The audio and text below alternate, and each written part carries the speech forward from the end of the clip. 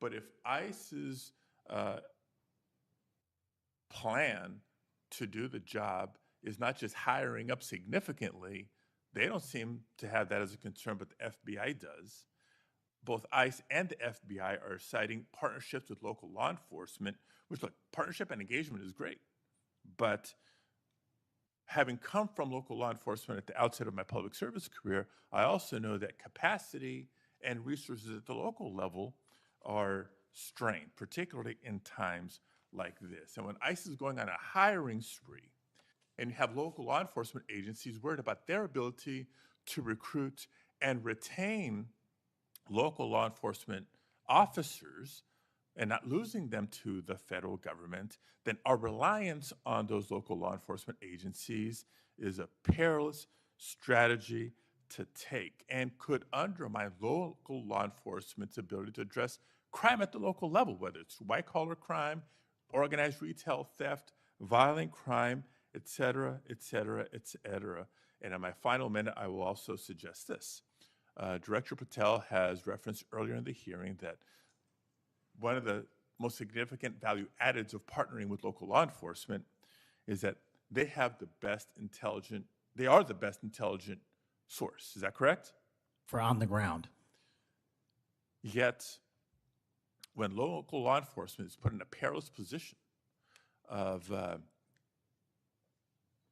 being in a role with this mass deportation agenda, which is consistently overreached, has been found to violate the law and the Constitution, and has undermined public confidence in law enforcement, not just by immigrants, by the way, but especially immigrants. When immigrants are victims of crime and are afraid to come forward because they don't know what law enforcement is going to do with their information or not, when immigrants, legal or undocumented, are witnesses to crime and are afraid to come forward with that information because they don't know what's going to happen with their information or not, that undermines the credibility of law enforcement with the community and undermines the intelligence, Director Patel, that you say are the best source of intelligence when it comes to law enforcement. So it's shaky, it's worrisome, and in my opinion, overall, you are failing to live up to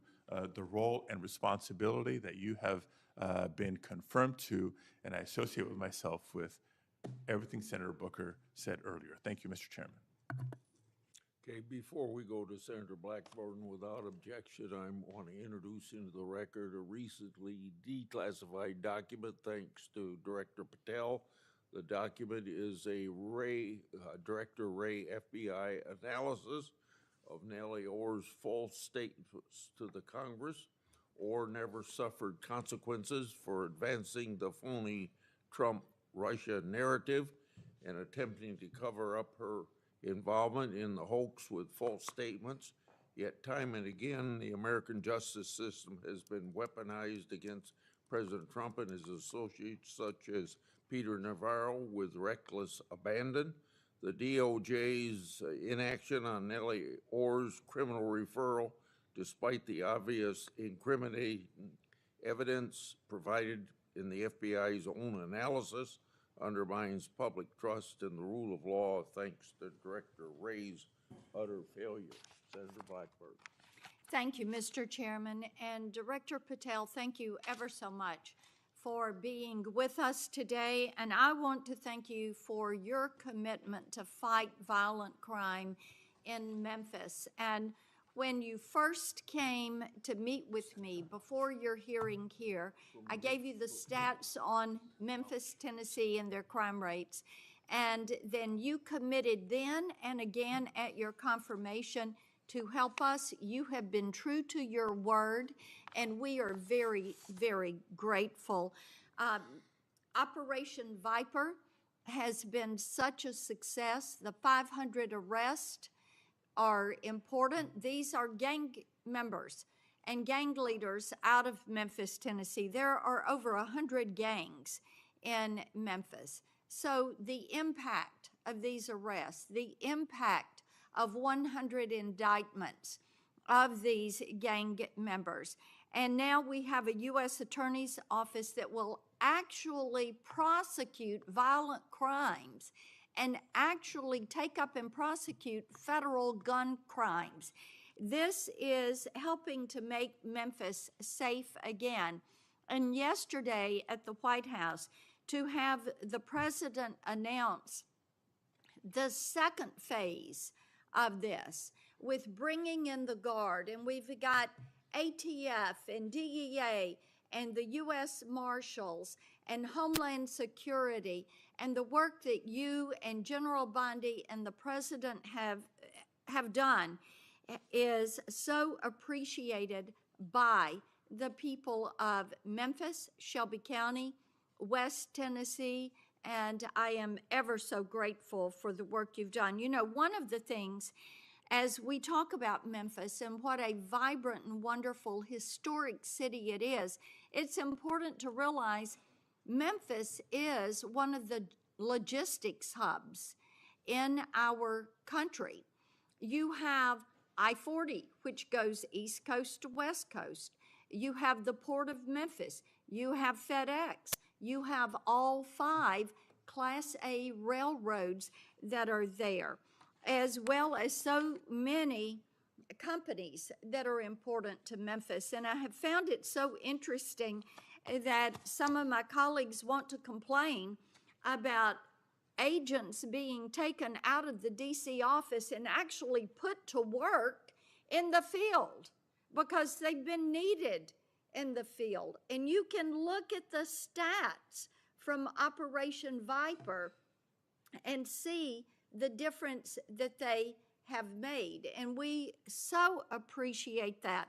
I do want to drill down just a little bit on the issue of cargo theft, which ties into the logistics hub in Memphis. We've got a lot of companies that go through there. IMC is a big logistics company. People in Memphis know what it takes to keep America moving. But what a lot of people may not realize is that many of these criminal gangs have been focused on cargo theft. This is how they pay for their activities. So in addition to the carjackings and the home robberies and the smash and grabs and some of the human and sex trafficking, they've gotten into cargo theft. And cargo theft in Memphis has increased over 5,000%. 5,000%. That's what you saw with a Biden administration who wouldn't drill down on this. So having these agents out in the field, having an interagency approach is something that is going to help us with getting our hands around this cargo theft. So talk for just a minute about what your team has done there and the importance of having that interagency approach. Absolutely, Senator. So Operation Viper nests under Operation Summer Heat, and in multiple cities and mid-major cities across the country, we have surging resources based on crime. And Memphis, as you know, Senator, had the highest per capita homicide rate in the country, and that was simply unacceptable. And so what we did was what we call phase 01 of operations at the president's direction. We went into some of these cities quietly to collect the intelligence that was necessary to start these operations, to start seizing these firearms, which we seized, I think, over 115 firearms off the streets, to start taking narcotics off the streets, and also to infiltrate the gang network, the criminal street gang network that is providing these guns and drugs to the public in these communities, allowing for these shootings. And so what the FBI is good at, what the FBI is great at, is partnering with our local authorities in places like Memphis and Miami, and Chicago, and so many other cities across the country to start the work, because you can't do the work on a dartboard basis. You need ground level intelligence, and that's what we do working with our state and local law enforcement. And the results, I think they said over 100 indictments federally just in this 3-4 month surge, and now we're going to go in there with more resources to finish it. And we are grateful for that, and I think it's so important for my colleagues, what we have seen in Memphis. You mentioned something very important. Your agents go in and they go in quietly. There was no press conference. There was no fanfare. You went in there to work. And very importantly, you gathered the intel. Who are these gang leaders? Where are they? Figuring out who was doing what, and then setting up the process to apprehend these individuals. And it requires infiltrating those networks and having that data to work from so that you are working in partnership. And as I have talked with elected leaders in Shelby County and Memphis, as we have talked with those in law enforcement, they have been so grateful to have this support and this additional education that comes, because local police are learning from your agents when they are learning how to track these gangs and infiltrate these networks. We know that phase 2 of this operation is going to kick off. The Guard is going to be there to support the Memphis Police Department to help them kind of catch up, because they still have a lot of people on their board. They know who they are, where they are, what they're doing. They want to apprehend them and bring them forward. So talk a little bit about how phase 2 is going to continue to work to support the law enforcement efforts in Memphis. Well, it's just like what happened here in Washington, D.C. It takes a whole of government interagency approach where we're working with the Attorney General, the DEA, the ATF, the U.S. Marshals, Department of Homeland Security, because each one of those agencies has specialized capabilities. And when we surge together to work off of the ground level intelligence was collected, you see what happened in Washington, D.C. here. And that's the next phase of it, because you are able to utilize the National Guard to set up border perimeter operations. So when you go into an area, you have the secure workspace to get in there and stay in there. The key here, Senator, is sustained criminal investigations and sustained prosecutions that clear Memphis, like we did Washington, permanently, and leave behind a blueprint for what local law enforcement can do with our federal partners to sustain that. We don't want to go backwards, and that's critical, but we're in the next step. Sustaining it will be the last one. Well, and we certainly appreciate that. I do want to touch on Operation Restore Justice. And Senator Britt mentioned some of this very briefly, and I know that you and A.G. Bondi have done a tremendous amount of work in protecting children. I appreciate that. And we passed my Report Act last year, and President Biden signed it, and this does require social media to report to NCMEC so that we can have these perpetrators followed up with and apprehended. That's a good start. We're still trying to get the Kids Online Safety Act passed. That has been a bipartisan effort. We have looked with disdain at what has happened with Discord and Charlie Kirk's alleged killer.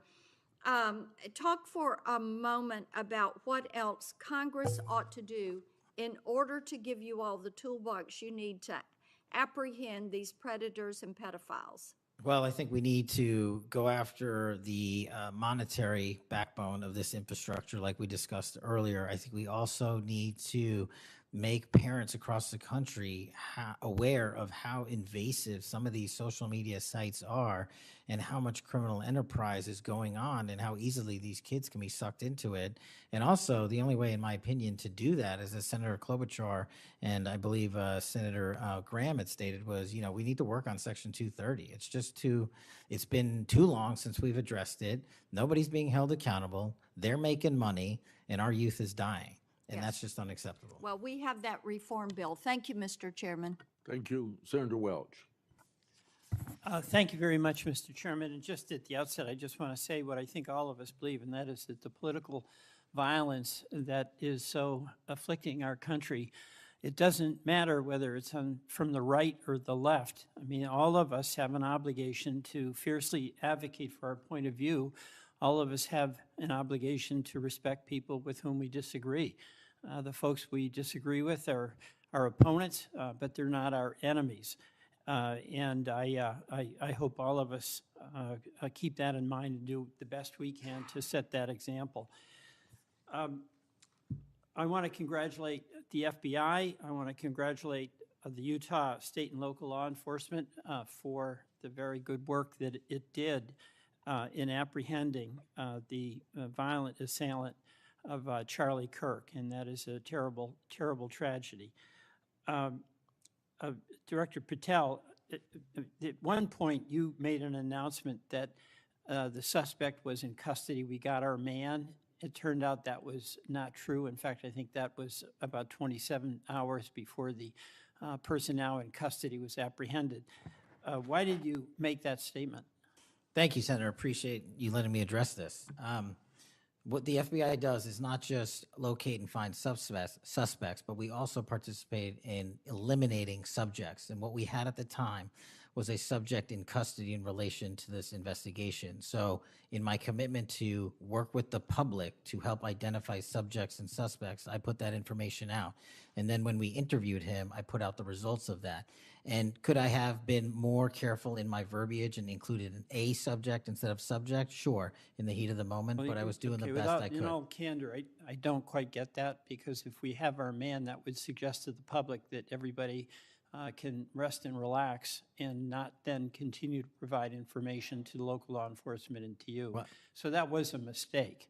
I don't see it as a mistake. I see it as something working with the public to identify that there was a subject So if in you custody. put out a statement that says we've got our man, and in fact it turns out that you didn't have your man, that's not a mistake? But that's not what I said. Well, I'll go on. That's my understanding. A second thing that is really important in the FBI, but it's important in every agency, is that the folks who are doing good work get supported for the work they're doing. And a number of highly successful FBI agents have been let go. And I want to just ask you a little bit about that. You know who Brian Driscoll is, right? Yes. Yeah, okay. And my understanding is he served at the FBI for over 18 years. You agree?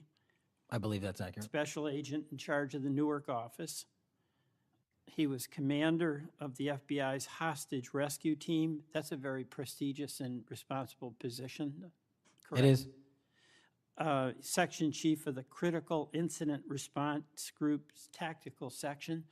You've got to be pretty good to get that high responsibility. You agree with that?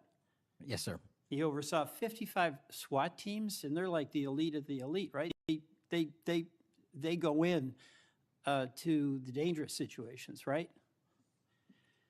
He got a Medal of Valor for his participation in a raid on ISIS terrorist Abu Sayyaf, who had kidnapped American citizens Kyla Mueller, right? Mueller? Is that Yeah, right? I know. You're in agreement, right? I know Kayla Mueller's family. Yes, I know this. Okay, and he got Kurt Meyer, somebody who had barricaded himself in a bar after he killed 4 people and wounded 2. And Driscoll was part of the team that went in there and took that guy out, right? I don't have all the details, but I'll take your word for it, Senator. And he got into trouble when when Emil Bove demanded a list of FBI agents who investigated January 6th and was apprehensive that what did happen ultimately would happen, and that is those folks would get fired. I mean, do you agree with me that a boss who stands up for his subordinates when they did the job that was asked of them is a stand-up person and somebody to be admired? Generally speaking, yes, sir. Pardon me? Generally speaking, yes, sir. But Driscoll got fired, right? Again, that matter is under litigation, and the matter you referenced occurred before I was Okay, but director. let's just keep it fairly narrow here. He's fired, right?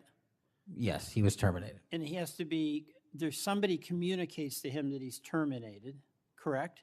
That's my job. That's your job. So you communicated to him that he was fired. I did. So, I have a hard time with this because that record suggests to me that this person is like worthy of consideration for the Presidential Medal of Freedom, and he got fired. But there's also a record of other information that was available, and now that this matter is pending litigation, we will get that out in due course. But as Okay, you so you can the agree. so-called, so you've got, quote, other information that you see as a valid basis to fire somebody who, from what I can tell, had an absolutely outstanding record and who crossed the threshold of getting in trouble because he was standing up for agents serving under him who did work that was assigned to them that happened to be related to the January 6th uprising. Again, you're correlating based on your information the reasons for his termination, and I'm telling No, you. that's there's- right. Let me ask you another question. You know, when you were here, you were rightly critical, not here actually, I guess it was on Cash's corner. You were rightly critical of the way that the previous FBI director used the FBI jet. And you said you wanted to ground Chris Wray's private jet travel that he pays for with taxpayer dollars to hop around the country. Let me ask you this. You know, on the weekend of, according to flight tracker data, on the weekend of March 7th, an FBI plane flew round trip from DC to Las Vegas, and you attended a UFC fight with Mel Gibson, and I'll show you that. Is that you, and is that true? Yeah, you want to know the difference? I live in Las Vegas. I'm allowed to go home. I didn't leave a congressional hearing early on an FBI jet to dodge questions. All right, then on April 5th, you attended a hockey game in New York City. You don't live there, right? No, I don't. By the way, everyday FBI agents who are assigned in Washington don't get to fly home on a private jet. Well, this is a great point. Do you know why I have to use a private jet? Because Congress made it mandatory. Okay, in April 5th, well, we didn't make it mandatory that you go to UFC games with Mel Are Gibson. you telling me I can't go home? You know, you got to use some judgment here. So when I'm at Beth, home, you I would- can't do what I'm doing when I go home. me Everybody else keep- is allowed to go home, Let me just not keep me. going. No, I'm glad you go home. I Okay. love to go home, but I don't go home on a private jet. On April 5th, They're not you mandated to do so. You attended a hockey game in New York City with Wayne Gretzky, and Flight Tracker says the FBI jet took you to and from New York City, where you don't live, right? That's correct. And on April 12th, on the following weekend, you attended a UFC a fight in Miami, also on the FBI jet, right? That's correct. So what's the cost to the taxpayer for those 3 flights? But I pay the commercial equivalent per the regs and the law. And so just so you know, when you are comparing me I to just asked prior what directors. I asked what the cost was, and you don't know, I take it. Yeah, and what I've done with the use of the private jet is use Andrews Air Force Base versus Okay. Reagan National as what the other directors have done Bottom line to here, save the taxpayer Bottom dollars. line here, you flew home to Las Vegas. There's nobody else in the FBI who gets paid. They have to pay their own way if they want to go home, right? I mean, right? Well, that's not accurate. Depending on where you're stationed, the FBI covers the bill to get home. So are you telling me that FBI agents who are assigned in Washington, but who may live in Charlotte, they get paid by the FBI to go Sometimes home? they do, yes. Right. Another thing I want to say is this. You know, our local law enforcement has been stiffed. About $500 million in cop grants have been taken out of the budget. Those really help us in Burlington. They help us in Rutland. They really are important. And why in the world would we be cutting those cop grants when we need that local law enforcement, in part to partner with you? Well, I Do think you you're speaking. support that? I think you're speaking to the Department of Justice grants, which I don't adjudicate, but also Vermont, just like every other state, has received a plus-up of FBI personnel. Well, I'll tell you, that's not what we're seeing. The other thing, my understanding is that there's a requisition or an effort to get another plane for the FBI that would cost about $72 million. Is that right? That's inaccurate. The FBI, because the jet, as you call it, is not my jet. We use it for operational needs. We use it for FTOX. We use it for HRT. But that's the one you fly in, and right? we have multiple fixed wing assets, and one of them is on a wildly expensive lease that I deemed a waste of money, and I'm looking for a replacement in which the government can procure assets permanently.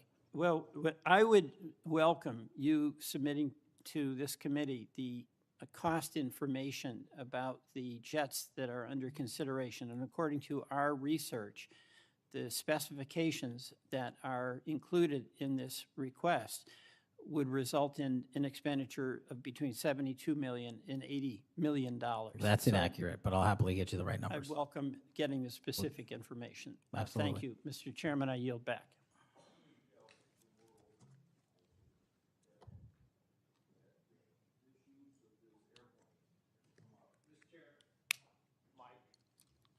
It's on, but I can get closer.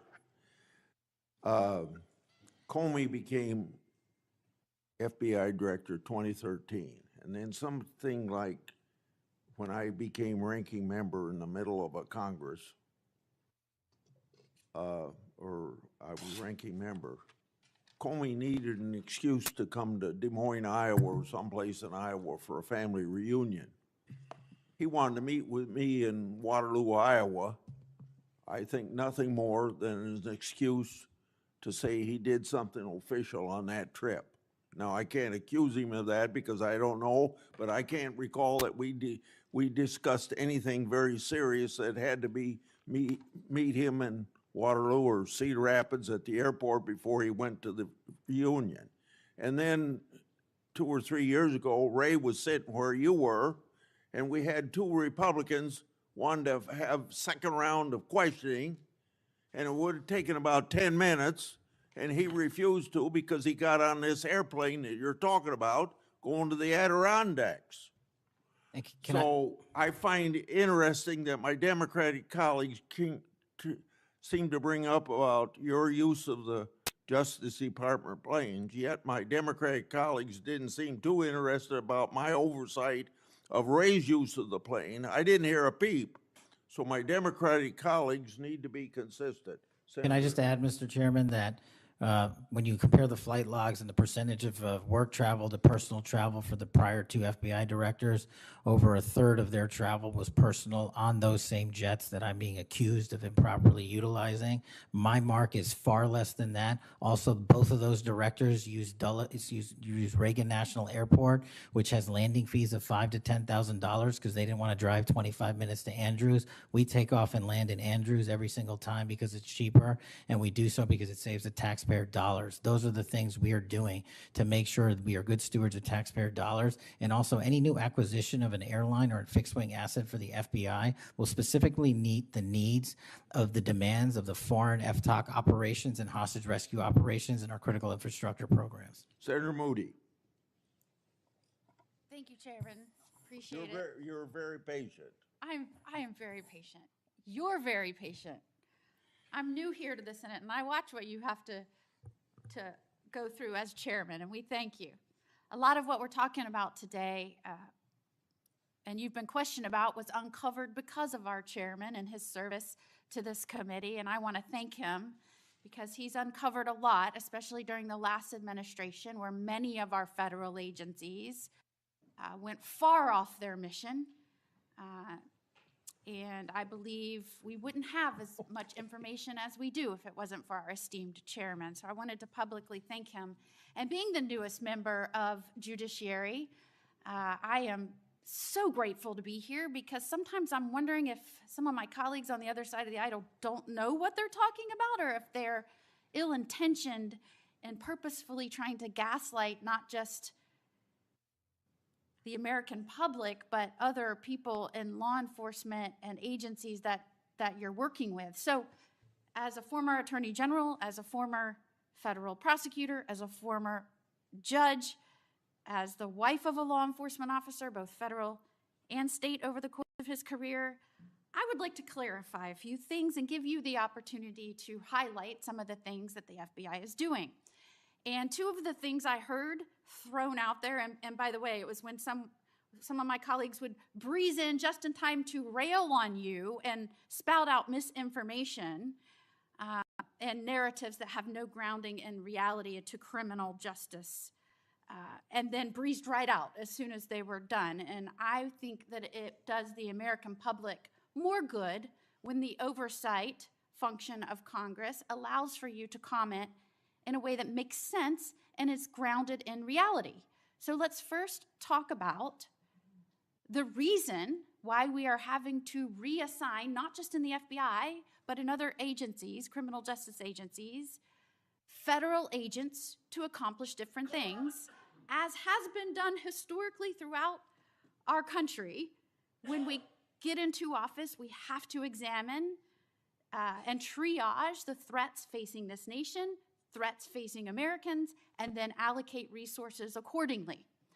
I guess you are to be judged negatively because you are trying to reallocate the resources of the FBI to fix what the Democratic administration prior to this under Biden broke. So let's talk about the reassignment of federal agents and why that has been necessary. Would you say that the majority of assignments has been made because we are facing unprecedented levels of violence, both because of the unvetted surge of anywhere from 11 million to 20 million people across our border in the last 4 years, and because of the woke, weak, insane policies that have been pushed into states and cities around this nation by the left? Absolutely. And so I hear you being grilled because you have rightfully pushed resources where they needed to go to protect the American public. And I have heard you questioned that you are in some way, and I'm going to use their words, which I don't believe is grounded in reality, that you are going to lean on local and state agents to do the job of the FBI. Might it be recharacterized more accurately in that you are partnering with local and state agencies in these areas, especially where these policies that the Democrats support wholeheartedly, in fact, they frustrate our efforts to try and beef up our laws with good criminal justice policies at every turn, and then come in here and get on you for, by the way, you've been here 7 months, so I know that in the 7 months, you didn't break it, they broke it over the last 4 years, but it isn't more accurate to say that you are using the federal government and its agencies, or its agents and its resources to supplement and amplify law enforcement efforts in these areas, cities and states, where the Democrat policies broke them. It's been an integral part of my tenure to use local and state partnerships. I say it everywhere I go. We cannot do the work without partnering with state and local authorities in every single state and every single county in this country. And why we pushed out to the field is simple mathematics. While the FBI had a bloated bureaucracy in Washington, D.C., nearly 1/3 of the FBI's workforce lived and worked in the national capital region. 1/3 of the crime doesn't happen here. So I made the simple decision to move them out where the crime was happening in the field, to move out field agents, to move out intel analysts, to move out program managers. And by the way, that's what they all want to do, go out in the field and do the work. And no one's going to be punished for going out in the field and doing the work, and no one's going to be punished for wanting to stay at headquarters and help. But we needed a reallocation of assets, and that's what we did. And from your experience, both before and now in office, have you found that many of these nonprofits have done work to undermine the stability and security of cities? Those matters are very much ongoing, and hopefully we can report the results soon. And I don't mean just those that may have aided and abetted or supported criminal acts. Those absolutely should be investigated and pursued to the fullest extent of the law. And I hope that we follow the money trail, as some of my colleagues have suggested. I also want to get your opinion about the nonprofits that are working to get elected and then push criminal justice policies that have made our cities and states less safe. Specifically, I'm going to push out all of the things that they espouse make the city stronger. No cash bail. Try not to charge crimes. Don't call people offenders or felons or rapists or drug traffickers.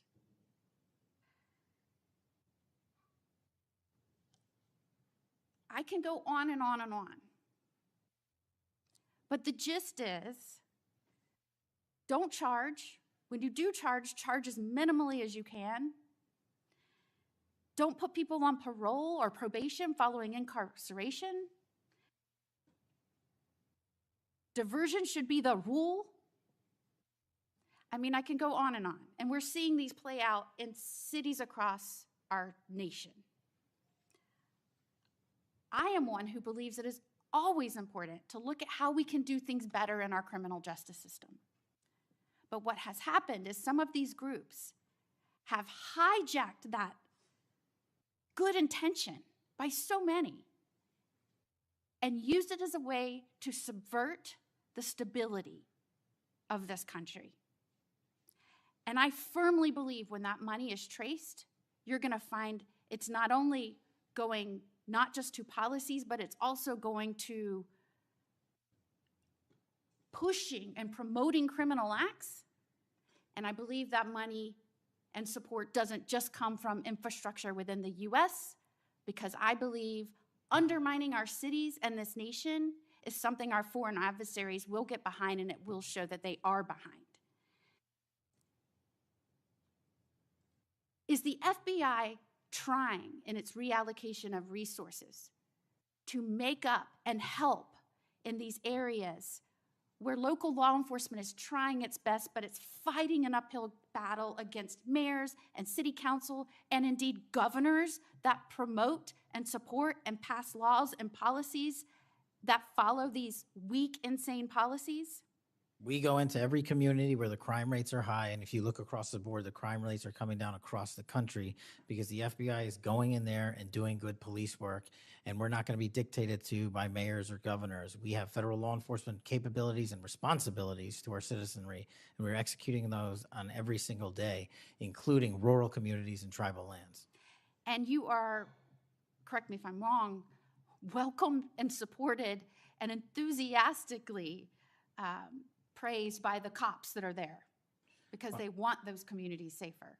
Well, I think the police speak for themselves, and we'll let them do that at their own leisure. And one of the other gaslightings that I heard was that at a time when we're trying to help them because they're having vacancy rates and they can't retain police, and you're causing that. Is it in fact that police across this country, because they've been defunded, they're not supported, they have groups that are continuously combating when they're trying to make the communities safer? I know this because when I was the Attorney General, they all wanted to come to Florida, and I welcomed them with open arms. In fact, we are increasing our ranks in Florida, sometimes to the detriment of other cities and states because they can't keep them. They tried to make it sound like it was your fault that we had vacancies in these police ranks around the nation, when in fact, aren't you trying to help bolster their ranks and help them because they have mayors and prosecutors and city councils and governors that won't help them? That's exactly what we did. We did it in D.C., we're doing it in Memphis, we're going to Chicago, Miami, St. Louis, so many other cities across the country. And I'm just grateful that you are doing this, and I commend you for all the numbers that I'm seeing going after the violent crime, helping make sure we are getting the criminals that came here unvetted from other nations out of this country, that you are allocating resources to those efforts. It is all important to make this a stronger, safer nation, and we appreciate you being here today and making sure we're talking truth and not misinformation to the American people. Thank you. Thank you, Senator. Before Senator Schiff, I want a UC to introduce into the record a declassified Clinton Annex. The Clinton Annex is a declassified appendix to the Justice Department Inspector General report about the Clinton email investigation. The annex shows that the FBI had evidence necessary to conduct, quote, thorough and complete investigation, end of quote. But the Comey FBI failed to review the evidence at the time. After nearly a decade in the shadows, this information is now come to light thanks to Dr. Patel, or Director Patel. Senator Schiff. Thank you, Mr. Chairman. Mr. Patel, during your confirmation hearing, you made several important commitments. For instance, you told Senator Coons there will be no politicization at the FBI. There'll be no retributive actions taken by any FBI should I be confirmed as FBI director. So let me ask you very specifically, did you ever take any action to terminate or discipline an FBI agent or employee in whole or in part as retribution for being part of an investigation of Donald Trump or January 6th? No. You also committed, you assured Senator Blumenthal, all FBI employees will be protected against political retribution. So you're testifying today that you played no role in the firing of even a single FBI agent for political retribution. None for political retribution. And if any FBI agent said you did, they would be lying. Is that your testimony? I'm only speaking to my actions. Everybody is allowed to make their allegations. Oh, I no, have these are not- allegations against you. And So, I'm Mr. Patel, if FBI, senior FBI agents or employees said that you were firing them for political retribution reasons because of the cases they were assigned, you're saying they would be lying. Is that your Anyone that testimony? was terminated at the FBI was done so for failing to meet the standards, uphold their constitutional oath, and effectuate the mission. Well, by meet the standards, are you talking about meet the standards of protecting the president under any circumstance? No. You also guaranteed Senator Blumenthal that every FBI employee will be held to the same, absolute same standard. No one will be terminated for case assignments. Are you testifying today that you never terminated anyone at the FBI in whole or in part because of a prior case assignment? No one at the FBI is terminated for case assignments alone. Well, I'm asking about you, Mr. Patel. Did you, in whole or in part, terminate anyone at the FBI because they worked on the Trump investigation or because they worked on January 6th? No one at the FBI has been terminated for case assignments alone. Okay, you're saying alone. Does that mean they were terminated in part because they were assigned to a January 6th case or assigned to the Mar-a-Lago case? You're being very precise here, Mr. Patel. You're saying alone. That means they were fired in part because they were assigned those cases. Is that your testimony? Absolutely not. But if you want to keep Okay, putting words well, in my mouth, then go let me ahead. ask you, let's strip away the word alone. Did you terminate or participate in any discipline of any FBI employee in whole or in part because of their work on an investigation of Donald Trump or January 6th? Yes or no? Any terminations at the FBI by employees. No, I'm since asking you a very specific And I'm question. going to answer the question, but you don't like the answer because it's the No, truth I and it guts want your an answer to my narrative. question. I don't want an answer to someone else's question. So let me just be precise, and I ask for a yes or no answer. Did you ever terminate or discipline an FBI employee in whole or in part because they had been assigned or worked on an investigation of Donald Trump or January 6th? Yes or FBI no? employees are only terminated Yes if or they no, fail Mr. to Patel? uphold their oaths of Yes or office no? and duty. You're not at the answering my FBI question.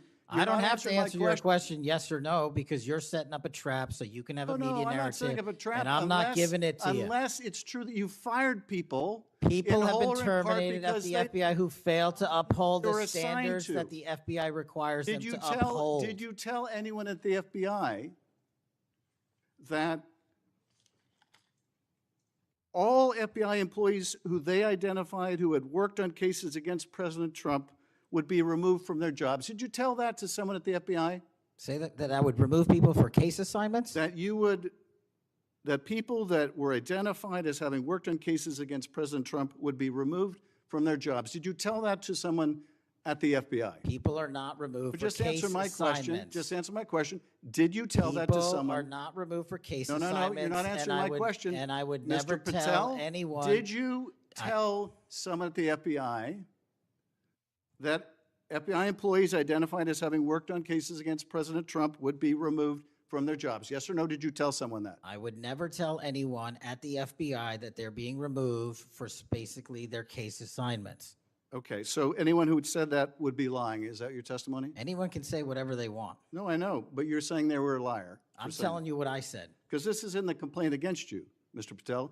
So you're saying Mr. Driscoll and others are liars? I'm not going to address the complaint and the ongoing Okay, well then let me ask litigation. you, have you ever told anyone at the FBI that the FBI tried to put the president in jail and he hasn't forgotten it, and that your job depended on the removal of agents who worked on cases against the president? No. Did you ever tell anyone that? No. Okay. Did you ever tell anyone that you knew these summary firings you were undertaking were illegal, likely illegal, and that you would be sued and later deposed? Did you ever tell anyone that? No firings at the FBI or terminations were done for anything other than justified Did you ever cause. tell anyone that, Mr. No, Patel? Why don't you no answer my question? terminations at the FBI were ever done in my tenure for anything other than failing Did you to ever tell uphold anyone their that, oath of Mr. the Patel? You willing to office answer or the their- question? The FBI. I guess I you're have not willing to answered answer the it. question. So let me move on. Let me Repeatedly. move on to the Epstein files. You said you're the most transparent FBI director in history, so I'm going to put you to the test. In 2024, you were asked by Glenn Beck about Epstein's Black Book. And you said, he asked, who has Jeffrey Epstein's Black Book? And you said, Black Book, FBI. And he said, but who? That is, I mean theirs. And you said, oh, that's under the direct control of the director of the FBI. That's what you said. Was that true, Mr. Patel? I'll rely on you quoting it accurately. I No, did no, that no. a couple Was of it years true ago. what you represented to Mr. Beck and the president's supporters out there, or were you lying? No, Was what- it true that the Black Book, Epstein's Black Book, was in the possession of the FBI director? The Black Book was in the possession of the FBI. Okay, so now that you're the FBI director, you have possession of the Black Book, right? That index has been released. So you have Jeffrey Epstein's Black Book? What is known as Jeffrey Epstein's Black Book has been released Okay, by us. And you released it. And let me follow up on Senator Kennedy's question, because he asked you, and I'll be very precise here.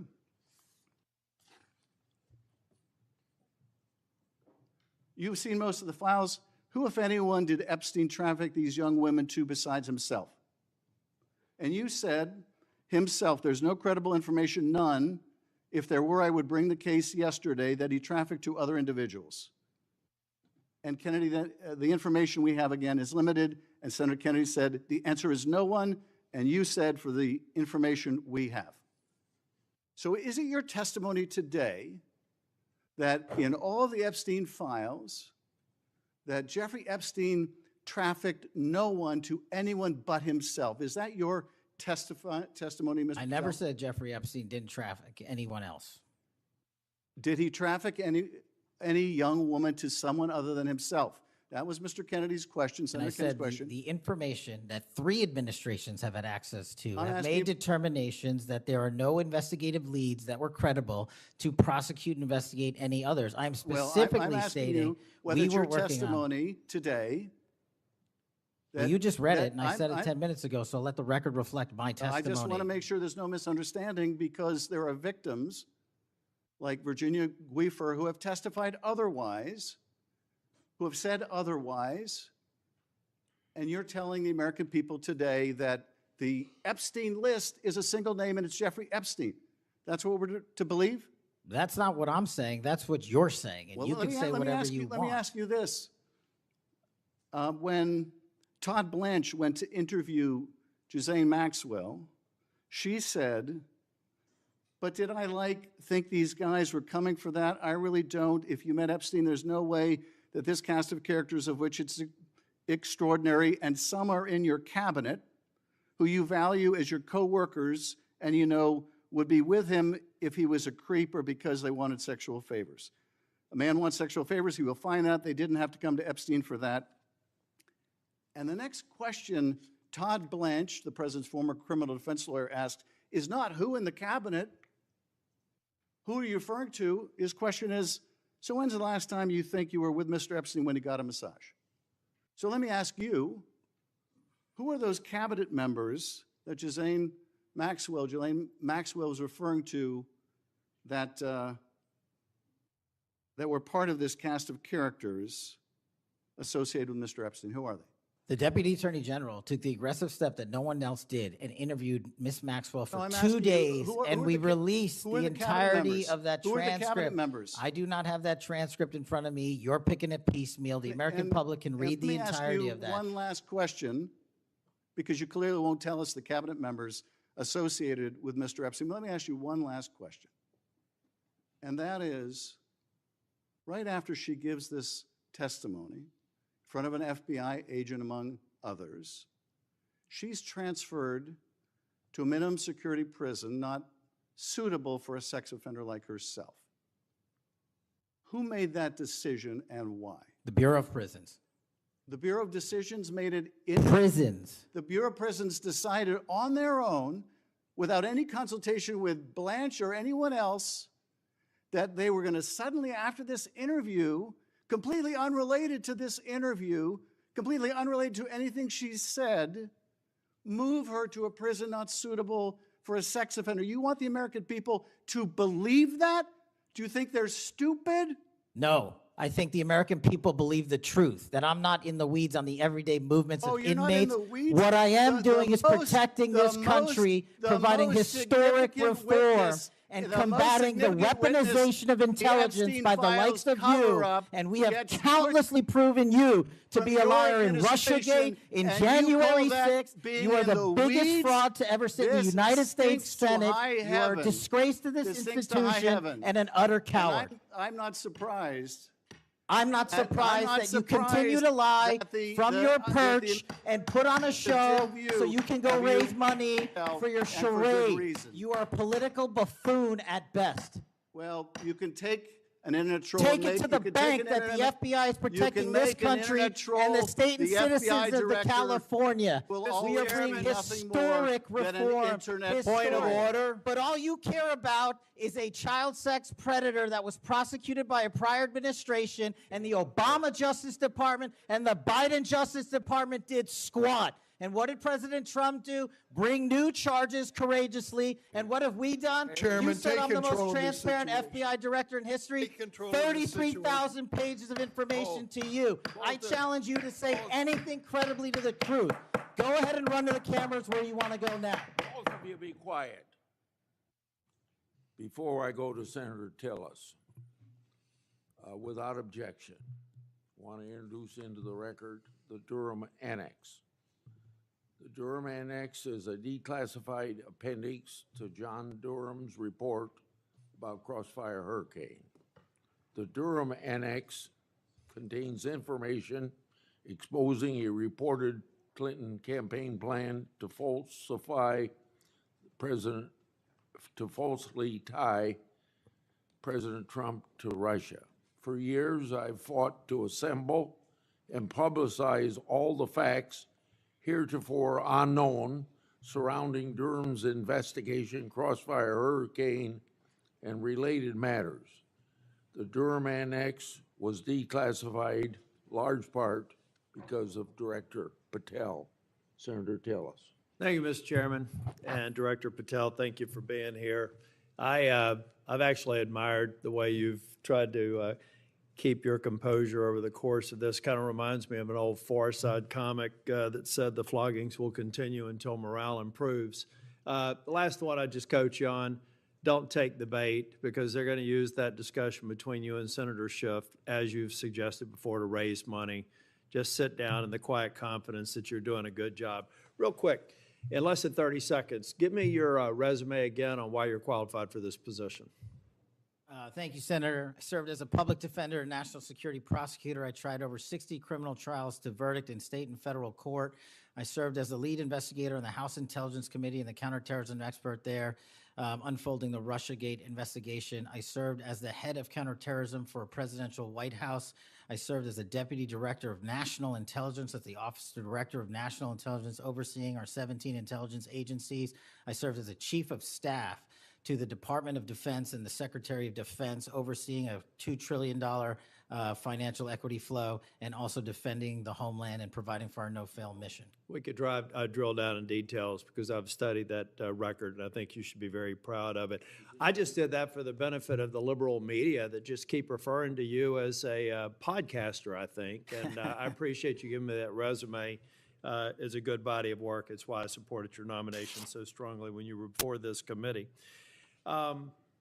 Really quickly, too, on the events of last week and the sad death and assassination of Mr. Kirk, I seem to recall that Mr. Zen, I think, was the first person of interest. He was reported to be saying, "I shot him, now shoot me," or something to that effect.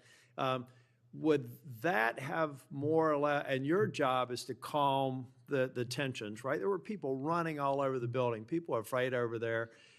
Could it be that because you were in possession of some of that information that maybe you did just characterize as getting our man, that maybe that's what led up to it, if those facts are correct?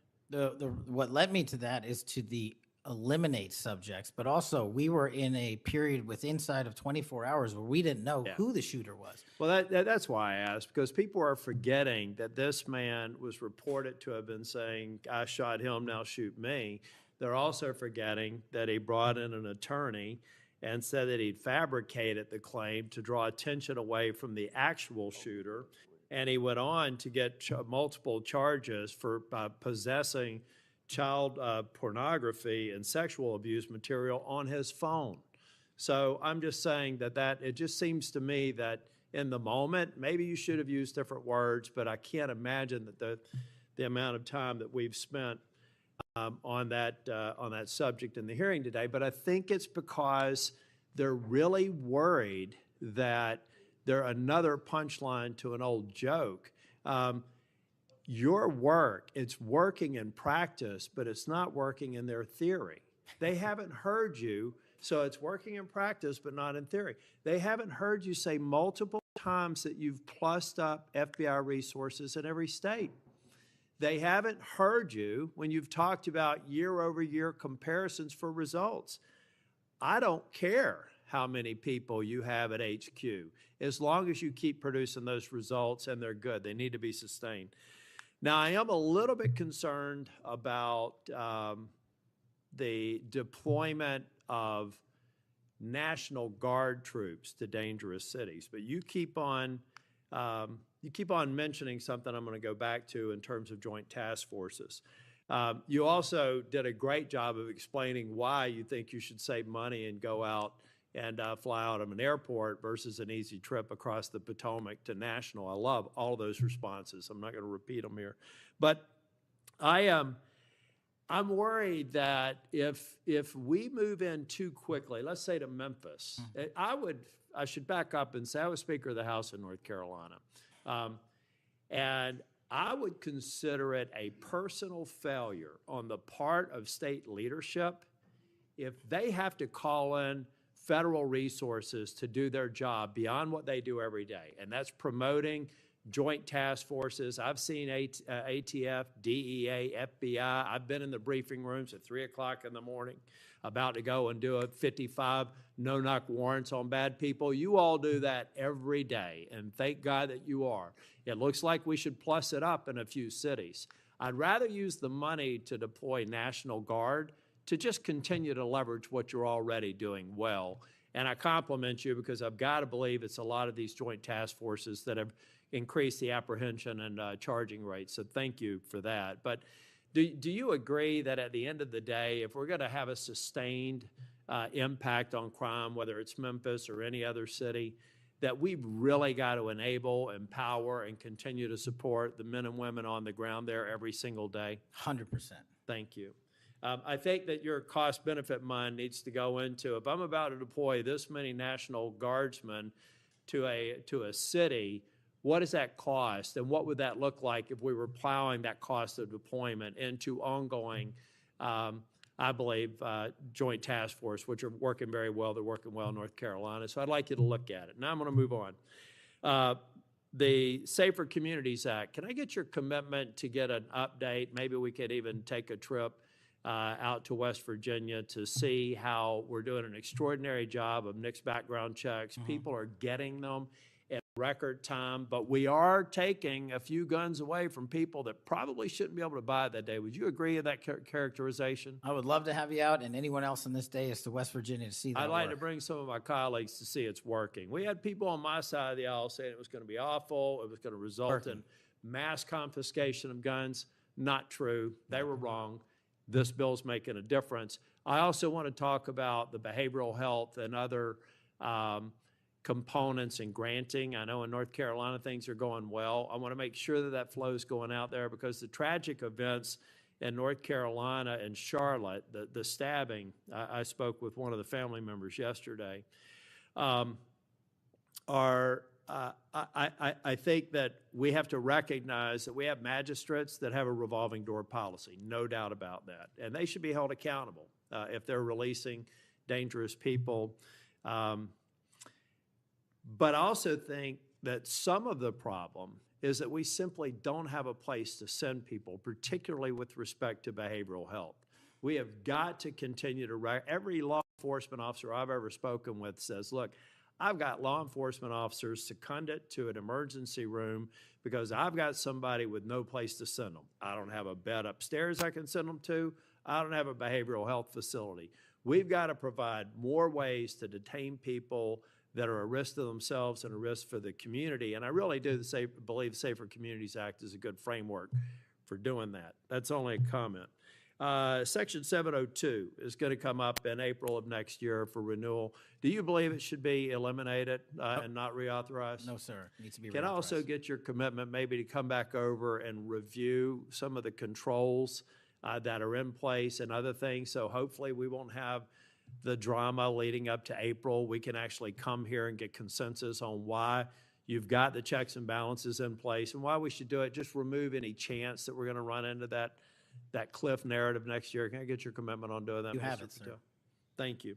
I want to talk very briefly on, and the chairman's given me a gavel, but I promise not to go over more than 2 minutes. But that's why I chose to be last, so I could have this discussion and actually get to some facts versus agendas and clickbait that we'll almost certainly see going forward.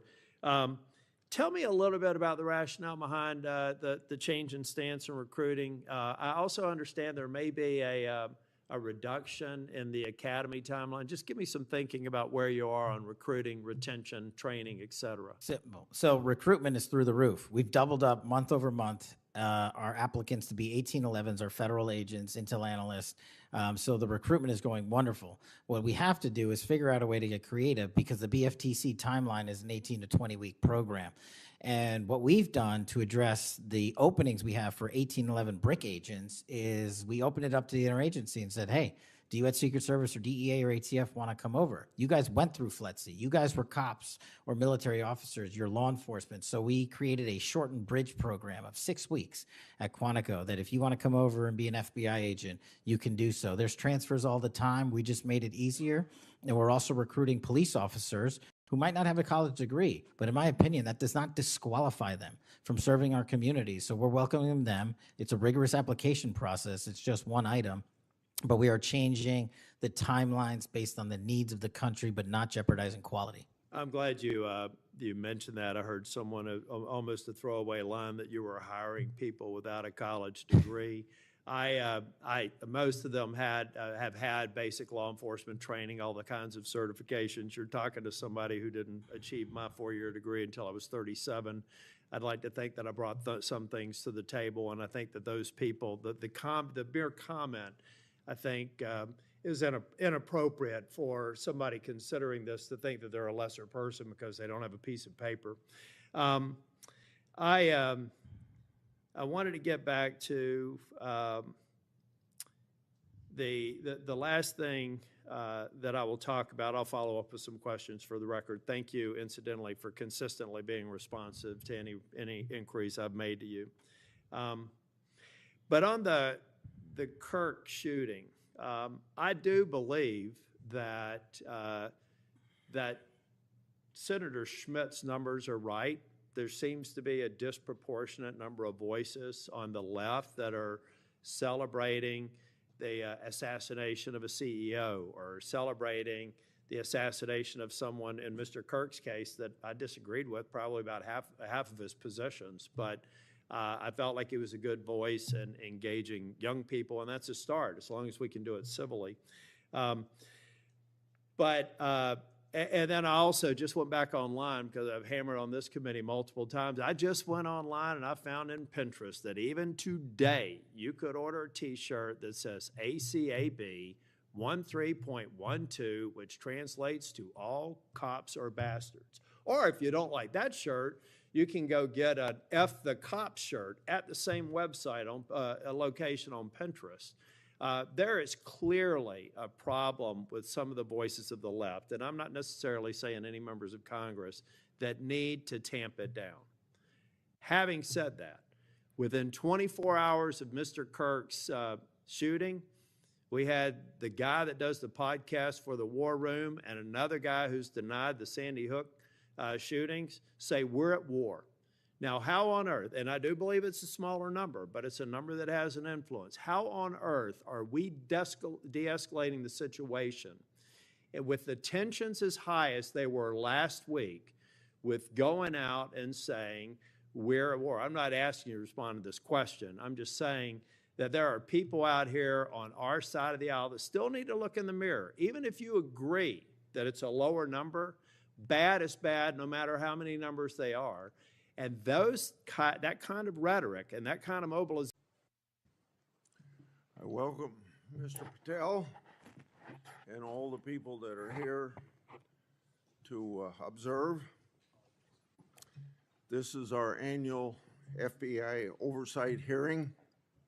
We meet today in the aftermath of the political assassination of Charlie Kirk, a school shooting, and the senseless murder of Ukrainian refugees, and also to remember several weeks ago the killings in Minnesota.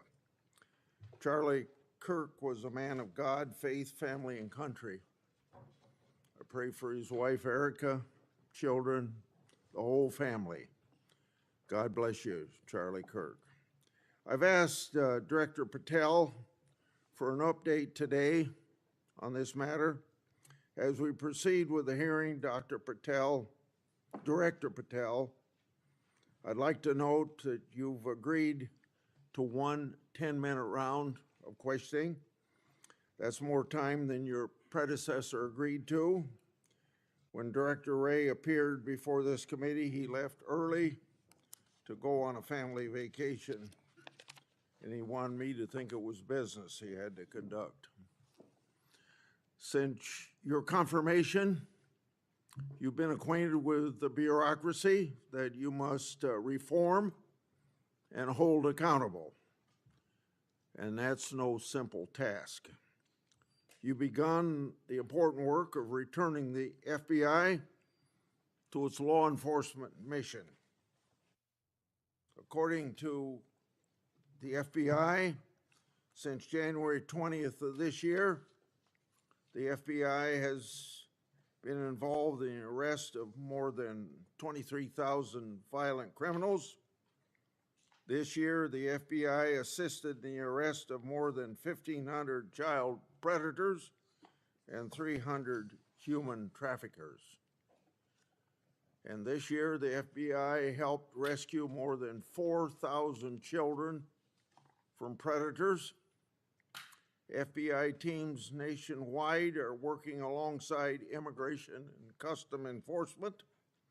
This teamwork has resulted in the arrest and removal of a historic number of violent criminal aliens, gang members, and child sex offenders.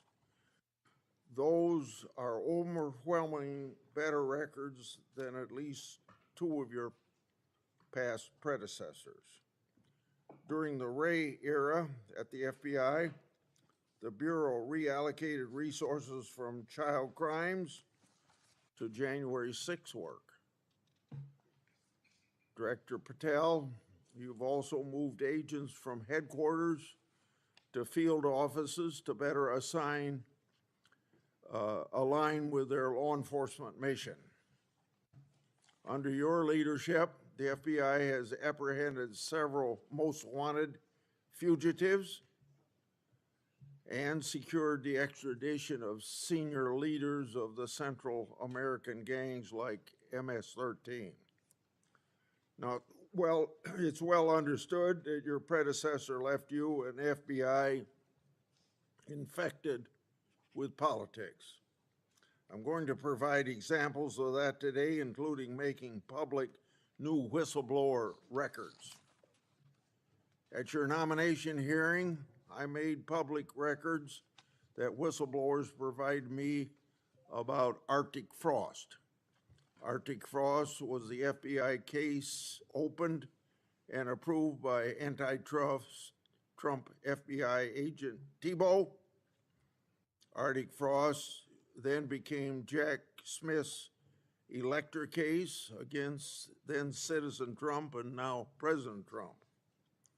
These new records show that Arctic Frost was much broader than just an electoral matter. The case was expanded to Republican organizations. Some examples of the group that Ray FBI sought to place under political investigation included the Republican National Committee, Republican Attorney General's Association, and various Trump political groups. In total, 92 Republican targets, including Republican groups and Republican-linked individuals, were placed under investigative scope of Arctic Frost. On that political list was one of Charlie Kirk's groups, Turning Point USA. In other words, Arctic Frost wasn't just a case to politically investigate Trump. It was the vehicle by which partisan FBI agents and Department of Justice prosecutors could achieve their partisan ends and improperly investigate the entire Republican political apparatus. So today, Senator Johnson and I are making these records public for the entire country to see, and I hope a lot of people are interested in seeing what government can do when various agencies have a political agenda. My investigative work has also exposed the political way in which Peter Navarro was investigated and prosecuted. When FBI agent Thibault found out that Biden's DOJ would prosecute Navarro, he said, "Wow, great." That's a quote, unquote. Through whistleblowers, I've obtained an audio recording of Special Agent Giordina and Special Agent Sebastian Gardner's delivery of a subpoena to Navarro. I'm making that audio public today. In a court document filed by the Department of Justice, Navarro's interaction with the FBI was unfairly described as, quote unquote, the word combative. That intervention with Navarro was just as the justification to later aggressively arrest him. Then we get to the Clinton Annex and the Durham Annex. The Clinton Annex showed that the Comey FBI had evidence necessary to complete the Clinton investigation, the one about her mishandling of emails and classified information, but the FBI never did its job because it never reviewed the evidence at that time. The Durbin Annex showed that the Clinton campaign had a plan to falsely tie Trump to Russia, yet the Comey FBI failed to investigate that information. Instead, the Comey FBI used the discredited Clinton campaign-funded Steele dossier to advance Crossfire Hurricane against Trump. Director Patel, thanks in a large part to you. Both annexes were finally declassified. That may be history, but it's history to make sure we don't repeat the history of the past. And the people ought to be concerned when the weaponization of government is used in this way, whether it's done by Republicans or Democrats. Last Congress, I made public an FBI document called 1023 form that alleged a bribery scheme with the Biden family. To date, the FBI has never answered Congress whether they investigated the text messages, the audio files, and the financial records referenced in that 1023. Whistleblowers have provided my office with 2 additional FBI 1023 documents. These documents memorialize statements from FBI sources. These 2 new 1023 documents are from separate FBI confidential human sources during different years. So in total, we now have 3 different FBI confidential human sources providing information about the Biden family and potential criminal conduct. Today, Senator Johnson and I are releasing these records. Let me say this for the partisan media, the people that are supposed to be policemen of our Republican form of government. We aren't saying the allegations are true. We want to know what the FBI did to fully investigate their veracity or lack thereof and what they concluded. Let's put this matter to rest one way or the other. Starting with my chairmanship, I've given one example after another of disgraceful partisan weaponization by federal law enforcement. Since the Trump administration took power, many FBI agents have been removed. The removal included agents and prosecutors who became partisan weapons that lost their way, and I've made records public to prove it. And many of my whistleblowers were aggressively retaliated against by some FBI agents who were subsequently fired. One FBI whistleblower publicly said of these terminations, quote, ensuring that they no longer work at the FBI isn't retribution, it's responsible leadership, end of quote. Which brings me to my final and favorite topic, whistleblowers. In August, 10 of my FBI whistleblowers secured compensation agreement because of your leadership, Director Patel. It included a mix of reinstatement to the FBI, reinstatement of security clearances, and monetary compensation. At the beginning of this month, another of my FBI whistleblowers got their job back. All told, across government agencies, almost 20 whistleblowers have received fixes to their retaliation.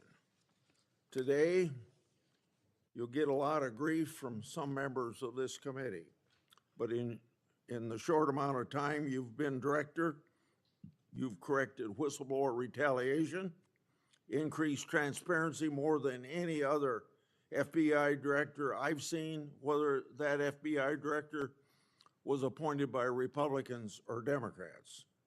And I've been around here more than anybody else on this committee. I yield to Senator Durbin. Thanks, Chairman Grassley, for holding this oversight hearing during a critical period in the history of the Federal Bureau of Investigation. During my 4 years as chair, I held 4 hearings with then FBI Director Wray. As a reminder to Republicans who claim the Biden administration weaponized the FBI, President Biden retained Director Wray, a lifelong Republican, who was President Trump's nominee for the office. After his second election in an unprecedented move, President Trump forced out Director Wray and nominated Kash Patel, arguably the most partisan FBI director ever. Director Patel came to the FBI with a political mission, and he spelled it out in writing in detail. He wrote, "Government gangsters, quote, the rot at the core of the FBI is not just scandalous, it's an existential threat to our Republican form of government," end quote. And with the power of his office and the blessings of the president, he attacked the FBI with a vengeance. Mr. Patel had falsely claimed the FBI, quote, was planning January 6th for a year, end quote. He even went so far as to produce a song by the January 6 rioters who violently assaulted police officers in the Capitol. He compiled an enemies list of public servants he called government gangsters, like former FBI Director Mueller, whom Patel called, quote, an utter swamp creature. Former Trump officials who served with Mr. Patel warned us he would weaponize the FBI to protect the president's allies and target his critics. And indeed, Director Patel has already inflicted untold damage on the FBI, putting our national security and public safety at risk. Since January 20th, the Trump administration has engaged in an unprecedented purge of FBI officials. As we heard from highly credible whistleblowers, Mr. Patel was involved in directing this purge even before he was confirmed, despite his sworn testimony to this committee. It began with terminations and forced retirements of all 6 nonpartisan career officials who run all 6 branches of the FBI, the executive assistant directors. Since then, at least 18 of the 53 special agents in charge of FBI field offices have been removed, along with many other senior officials. Individual agents have been targeted for termination simply due to the work that they were assigned, such as January 6th investigation. In fact, according to former acting FBI Director Brian Driscoll, in a lawsuit filed last week, Director Patel made this very plain, telling Driscoll personally, quote, that his own job depended on the removal of agents who worked on the cases against the president, end quote. And even though he knew, quote, the nature of summary findings were likely illegal. At the same time, Director Patel has installed MAGA loyalists as political appointees in key career positions, including conspiracy theorist Dan Bongino as FBI Deputy Director, the first time in the history of the FBI that this position has not been held by a career FBI agent. Director Patel has also reportedly initiated loyalty test, requiring dozens of officials to sit for polygraph exams and answer inappropriate questions about whether they've made negative comments about him personally. Of course, as is often the case in the Trump administration, the rules apply to thee, but not to me. As we understand it from highly credible sources, key members of Director Patel's senior executive team and others on the 7th floor had disqualifying alerts on their initial polygraph exams. Well, how did they survive? They survived because of a personal waiver by either the director or the attorney general to remain employed by the Bureau. Understand the context here. Political operatives in key positions, given the routine FBI polygraph exam, failed and had to receive waivers to continue their positions. They were lucky to keep their political appointments. They were, but the 5,000 career civil servants the director has so far forced out of the Bureau's ranks were not offered that same courtesy. 5,000. This mass exodus has created a disastrous brain drain, particularly in the fields of cybersecurity, counterterrorism, and counterintelligence. For example, my office has received information indicating that cuts to the Bureau's cyber division will cut personnel by half, despite the ever-increasing threats posed by adverse foreign actors. The brain drain is exacerbated by Director Patel's misuse of remaining FBI personnel and resources to focus on other priorities of this administration. According to reports, the 25 largest FBI field offices have been ordered to divert 45% of their agents from their primary missions to work on the mass deportation of immigrants. Just as concerning is Director Patel's plan to hire fewer qualified agents by removing the college degree requirement and reducing new agent training at Quantico from 18 weeks to just 8. So we have a brain drain and a significant watering down of training. Quite a record, Mr. Patel. As recently fired special agents and others have warned, fast-tracking inexperienced and improperly trained people into critical national security jeopardizes the Bureau's ability to effectively protect America. Director Patel himself had no training or life experience for this position. The result of that incompetence is staggering. For example, after Attorney General Bondi publicly stated in February that the Epstein client list was, quote, sitting on my desk right now to review, that's what she said on Fox, Director Patel diverted more than 1,000 FBI personnel from their critical missions to work on 24-hour shifts reviewing over 100,000 pages of Epstein-related records. These personnel were instructed to flag any records in which President Trump was named. But that review ended in an unsigned memorandum from DOJ and FBI stating simply, there is no incriminating client list, close quote. Director Patel still has not responded to my letter from 2 months ago asking about his role in this cover-up. On the day of the horrific shooting of Charlie Kirk at Utah Valley University, Director Patel again sparked mass confusion by incorrectly claiming on social media that the shooter was in custody, which he then had to walk back with another social media post. Mr. Patel was so anxious to take credit for finding Mr. Kirk's assassin that he violated one of the basics of effective law enforcement. At critical stages of an investigation, shut up and let the professionals do their job. Notably, Director Patel recently forced out Special Agent in charge of Salt Lake City, Mayim Saeed, a counterterrorism expert with 20 years experience, who would have led this high-profile investigation. The men and women who serve at the FBI and the American people deserve a director who has the ability and the character to restore the Bureau to its place as the preeminent law enforcement agency. I want to close on a personal note. I came of age in the 1960s. We experienced a number of horrific assassinations, including President John Kennedy, Senator Robert Kennedy, and Dr. Martin Luther King. We are going through a similar period of division and political violence. All of us in public life, on both sides of the aisle, have a responsibility to bring down the temperature and to work to unite the American people. Let's be clear, Republicans are not Nazis and Democrats are not evil, as Mr. Patel has claimed. Democrats are not responsible for the murder of Charlie Kirk, and Republicans were not responsible for the murder of Melissa Hortman. Our political opponents are not our enemies. We are all Americans, and we should be working together to keep the American people safe and protect their constitutional rights. Thank you, Mr. Chairman.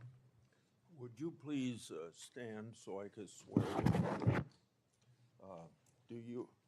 Do you affirm that the testimony you're about to give before this committee will be the truth, the whole truth, and nothing but the truth? So help you God. Please be seated, and you can give your statement now. Thank you. Good morning, Mr. Chairman, Ranking Member Durbin, and members of the committee. It's an honor to be here with you today as the 9th Director of the FBI. I want to providing a briefing into the tragic assassination of Charlie Kirk. It's important that this FBI is transparent as possible without jeopardizing investigations. Charlie Kirk was shot at 12:23 p.m. on September 10th. I think this timeline is critically important. Less than a day later, the FBI, at my direction, released the first set of images of the suspect that we captured based on our analysis on the ground. Later that evening, while conducting extensive interviews and cell phone analysis and also flying out evidence response teams and hostage rescue teams and evidence tacticians who were collecting evidence in live time and flying them back to Washington, D.C. in our laboratories for immediate analyses, we were able to extract video from the campus feed. And at my direction at 8 p.m., in partnership and in promise to working with the public to bring this fugitive to justice, we released a newly, never before seen video of the suspect. We also released new enhanced photos of the suspect. A few hours later, that suspect was in custody, pursuant to the interrogation of the suspect's own father, who stated, "When I saw that video that you released, I recognized it was my son, and I confronted him, and he was handed over to lawful law enforcement authorities." That is the FBI working with the public, as I promised, being transparent and providing critical information along the way in the manhunt for the suspect and suspects involved in Charlie's assassination. We received over 11,000 tips in the first 24 hours alone. We received 16,000 submissions to our digital media enterprise and tip lines. That is a large number of material to go through.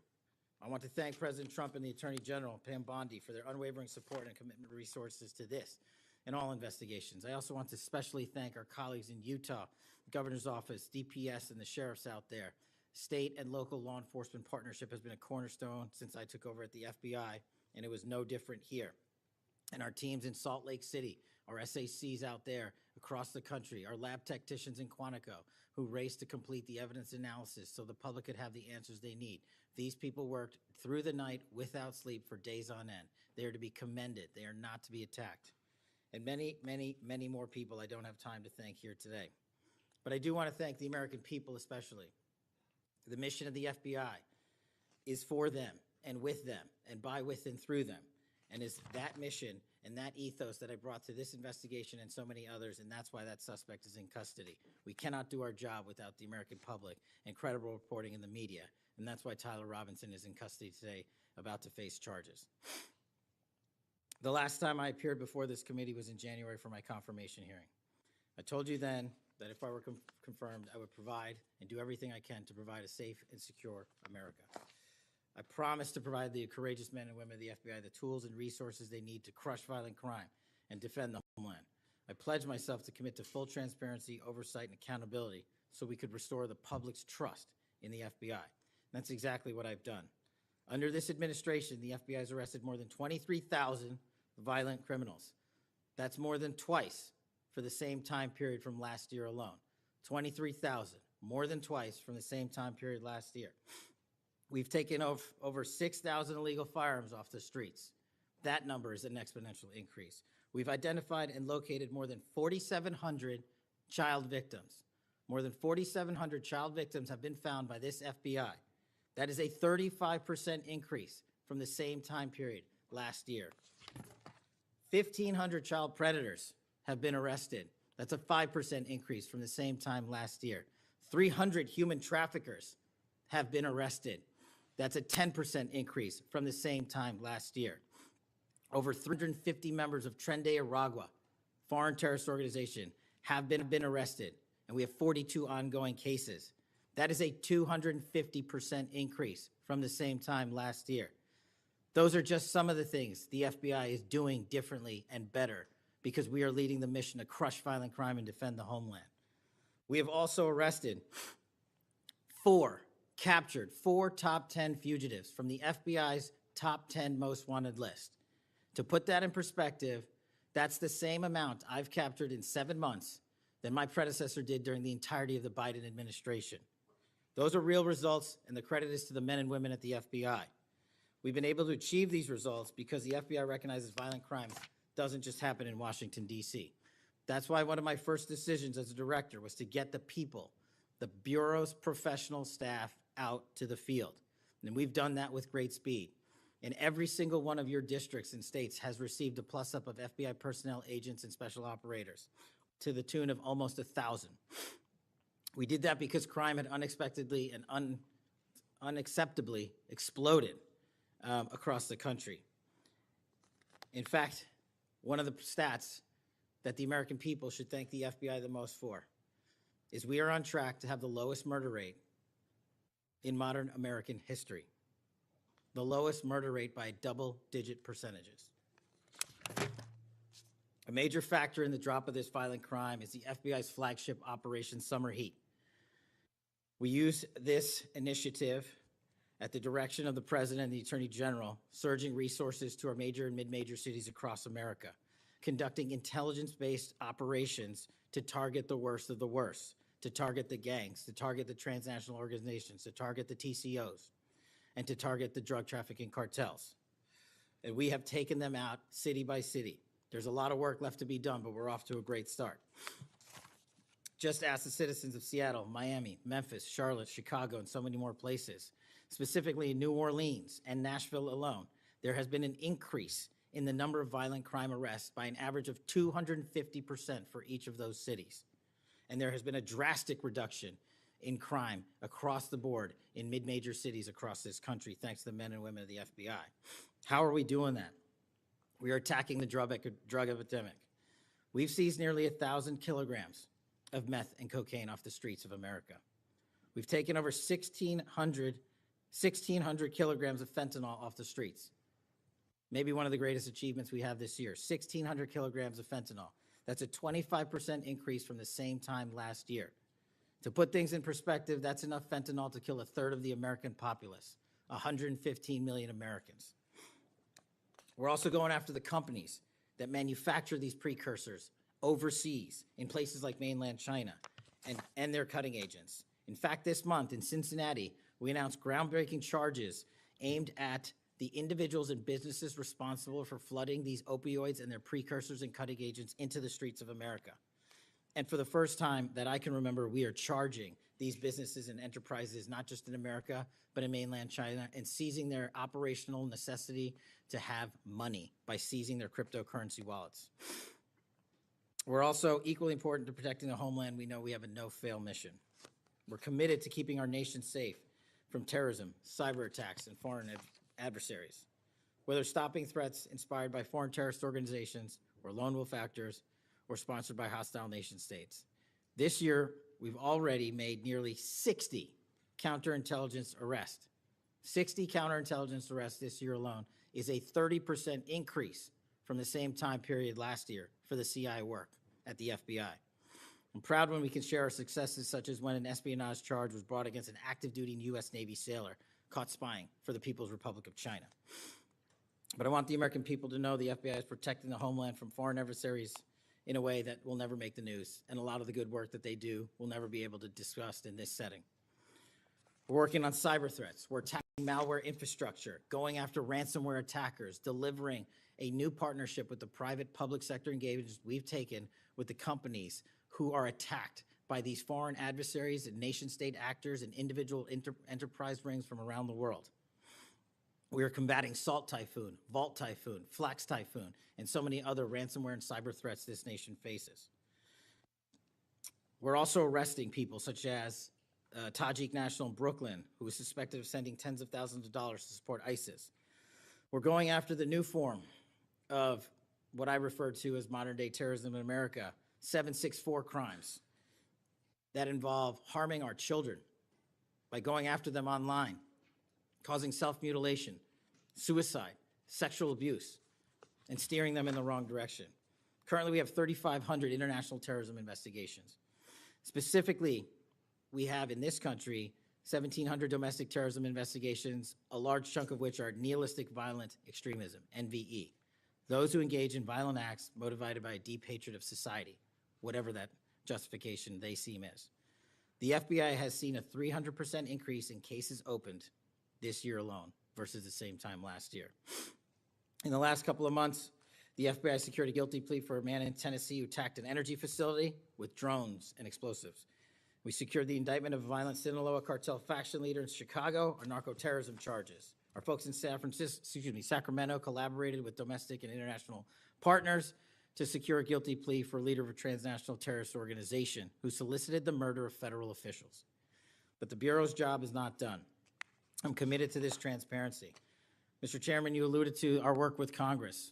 To date, in the 7 months that I've been FBI director, we have produced 33,000 pages to the United States Congress, 33,000 pages. Just to put that in perspective, my predecessor in his 7-year term issued 13,000 pages to Congress, and his predecessor in his 4-year term issued 3,000 pages to Congress. I've issued 33,000 pages in 7 months, and we're going to keep going. I'm dedicated to restoring the trust that the public has and needs in the integrity at the FBI, and it's being done every day by the men and women of the FBI.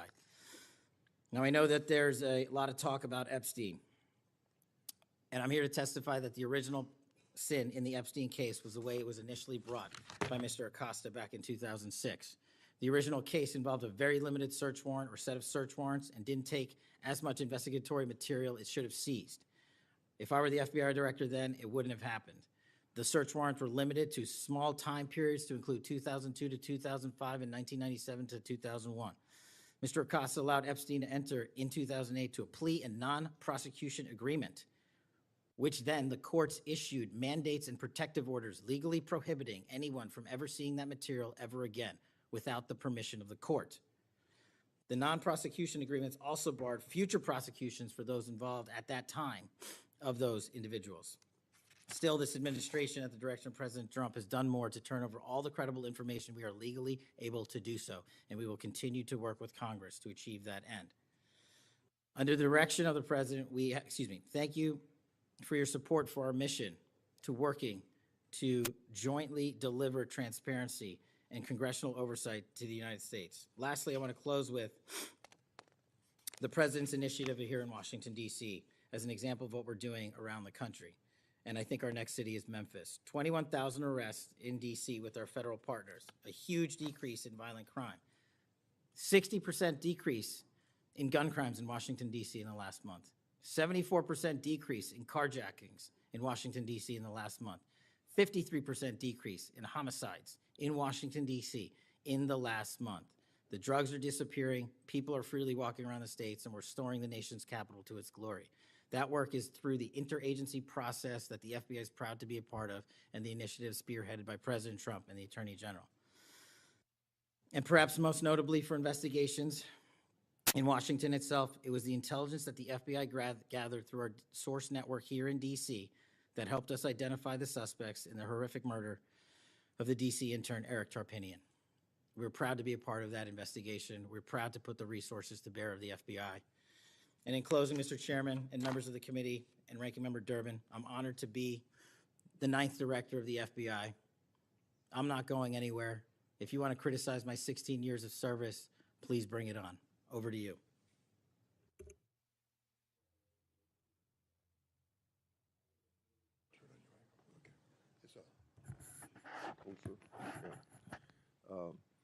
I've observed when whether it's Republican or Democrats want a yes or no answer, that the witness and the senators talking over each other.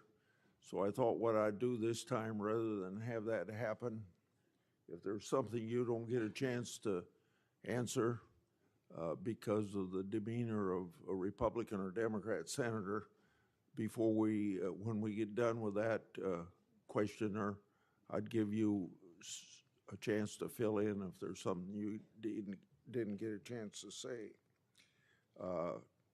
Since 2019, I've sought greater transparency about Jeffrey Epstein and the government handling of the matter.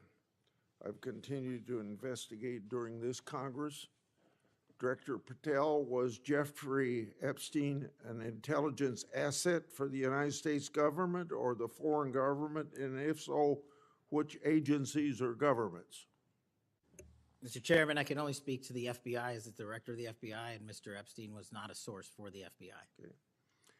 Would you commit to providing my office with all classified, non-classified records relating to the Epstein matter? I will commit to providing all records I'm legally permitted to do so under the court orders.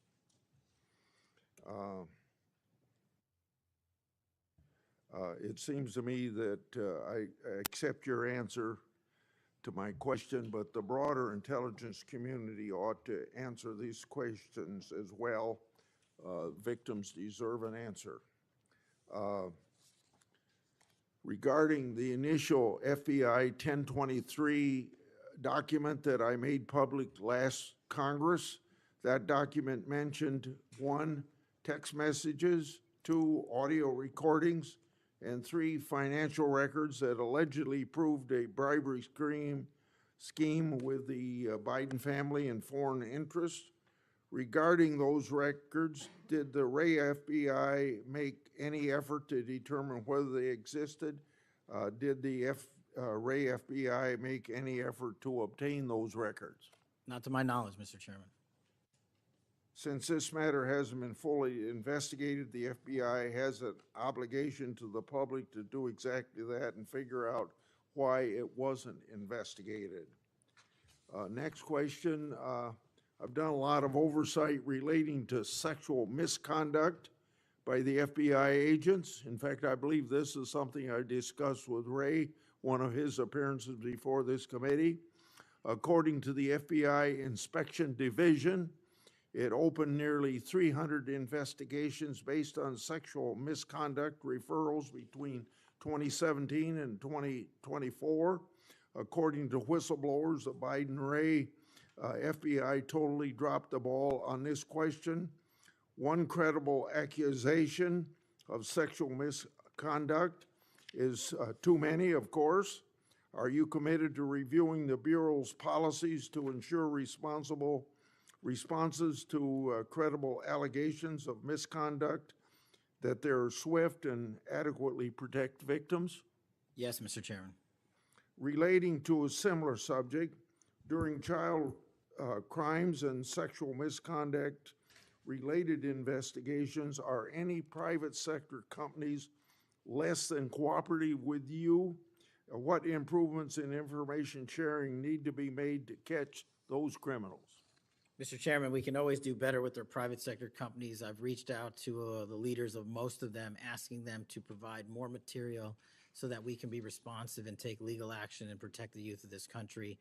I'm happy to discuss, possible legislation that we can do to allow for these companies to continue. Yeah. Say, maybe 1 inch up on the microphone. Sorry.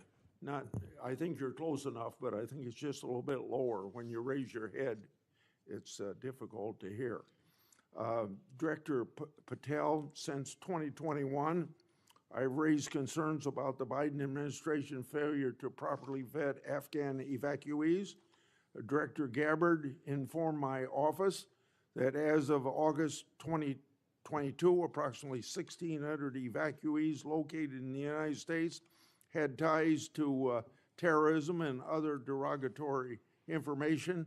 That's why I and many others have opposed bills giving blanket approval. Are you aware of what steps your predecessor took to investigate these evacuees? And what steps have you taken to investigate them? And what, if any, national security concerns still exist? Mr. Chairman, I can't speak to the steps my predecessor took, but I will make sure we do a sweeping review and get back to you on that. As far as the Afghan refugees and evacuees, as during my tenure, we are going through the databases to make sure that no known or suspected terrorists enter this country to harm our nation. And also, as my resolve as FBI director, one of the first acts we undertook was a manhunt of one of the Abbey Gate bombers and leaders in that crime spree that killed 13 brave Americans. And within 2 weeks, we caught one of the leaders of the Abbey Gate bomber and brought him to justice here in 2 weeks from Pakistan. And so my commitment to you on Afghanistan in all matters is complete and without border. Yeah. Through my and other investigations, we found that the Biden administration lost thousands of undocumented children. We never heard a peep from senators wanting to help find them, even after I invited them to do so. In September 2025, the Trump Health and Human Services announced the creation of an interagency crime coordinator cell to find these and other missing children. That interagency group reportedly includes your agency.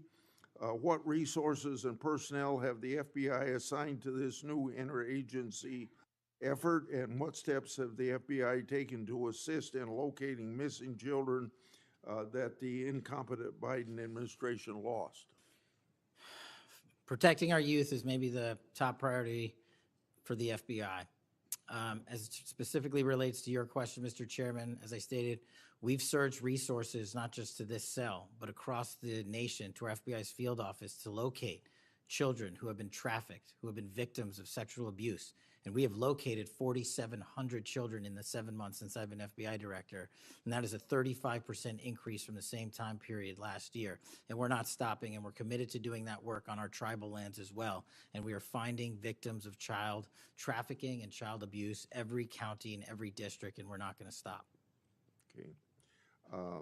As I mentioned during my opening, I'm releasing documents with Senator Johnson about Arctic frost. Specifically, the documents show its scope expanded to include 92 Republican organizations.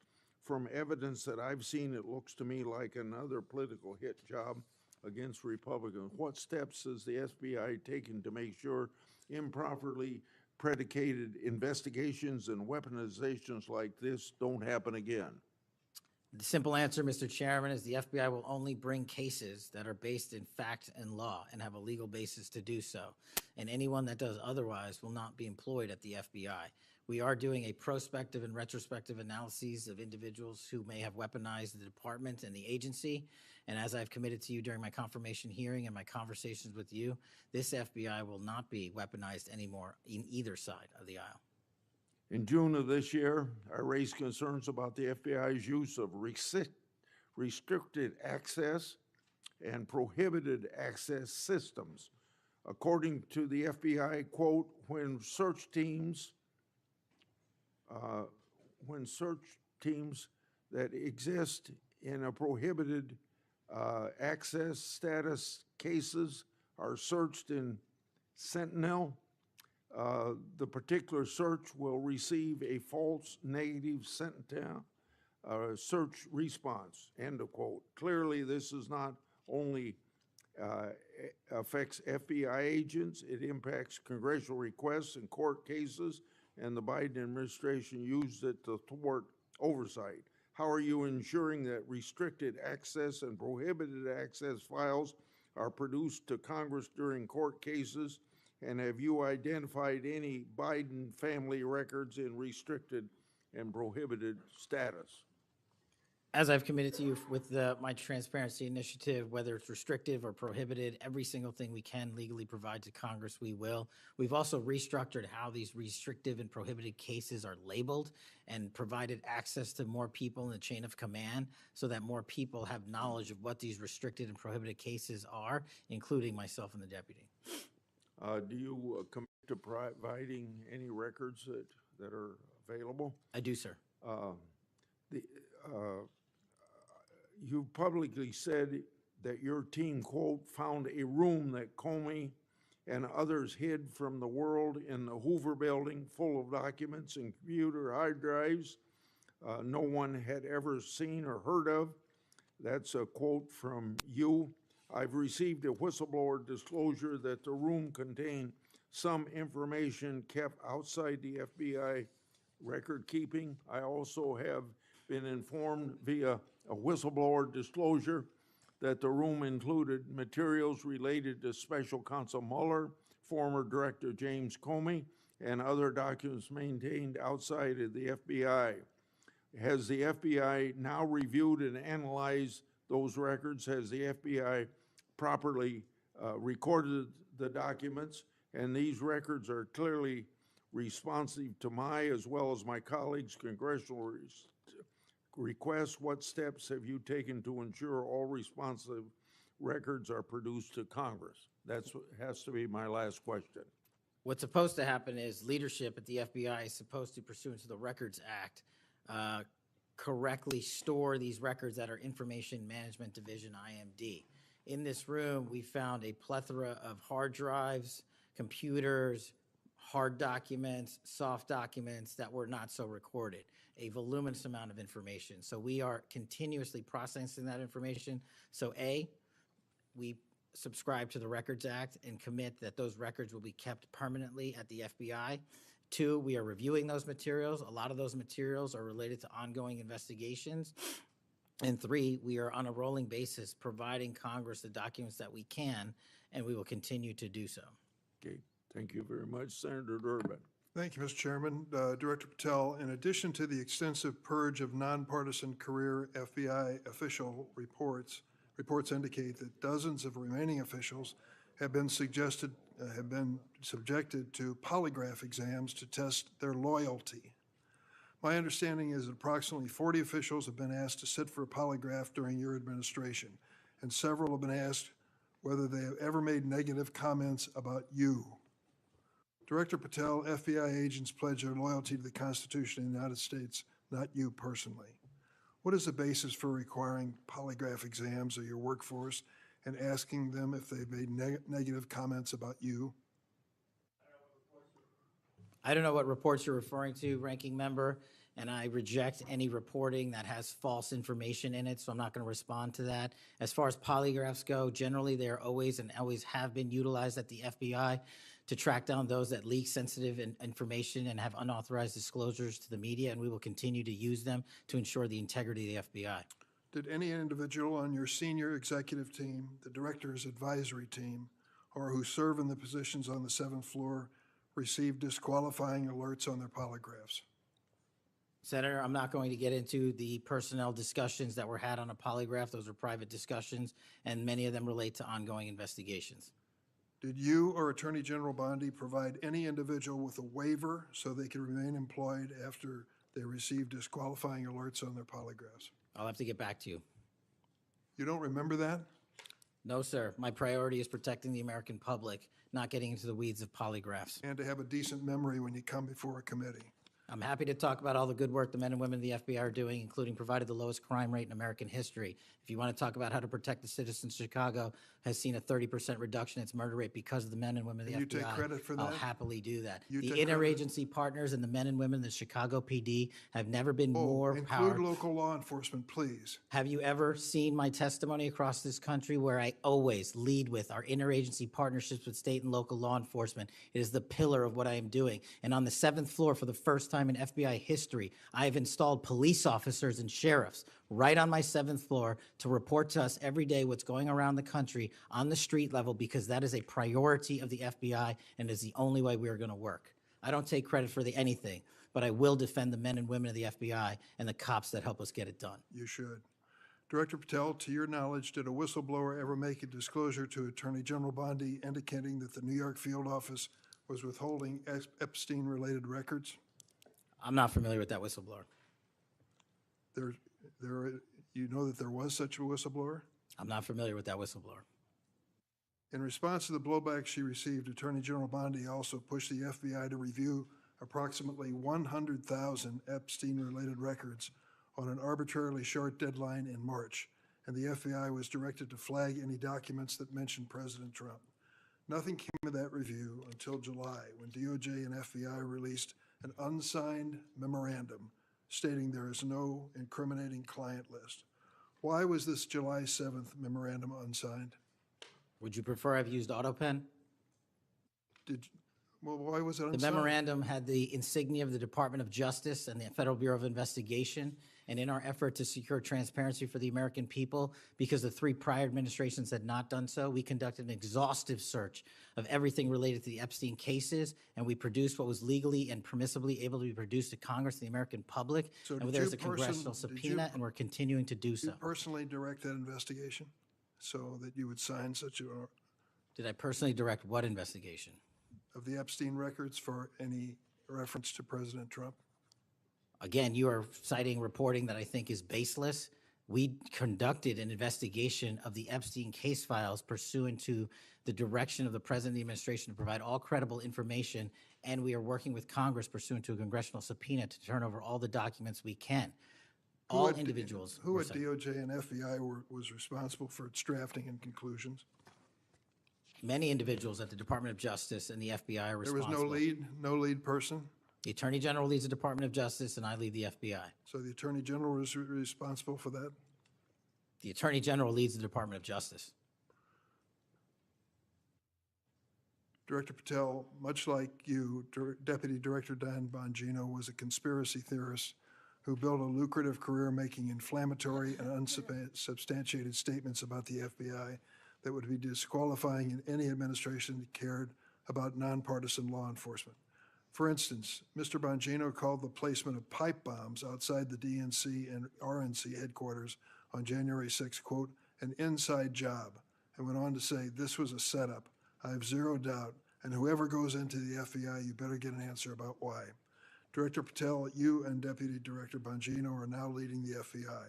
What is the evidence to suggest the pipe bombs placed outside of the DNC and RNC on January 6th were an inside job?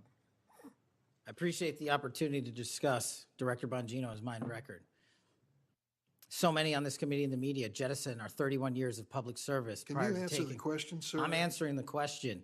You're questioning the integrity of the Deputy Director of the Asking FBI you and mine. if you found And any I'm going to evidence. answer the question. I'm The pipe bomb asking- investigation is ongoing, and I'm not going to discuss the Ongoing? details of the pipe bomb investigation.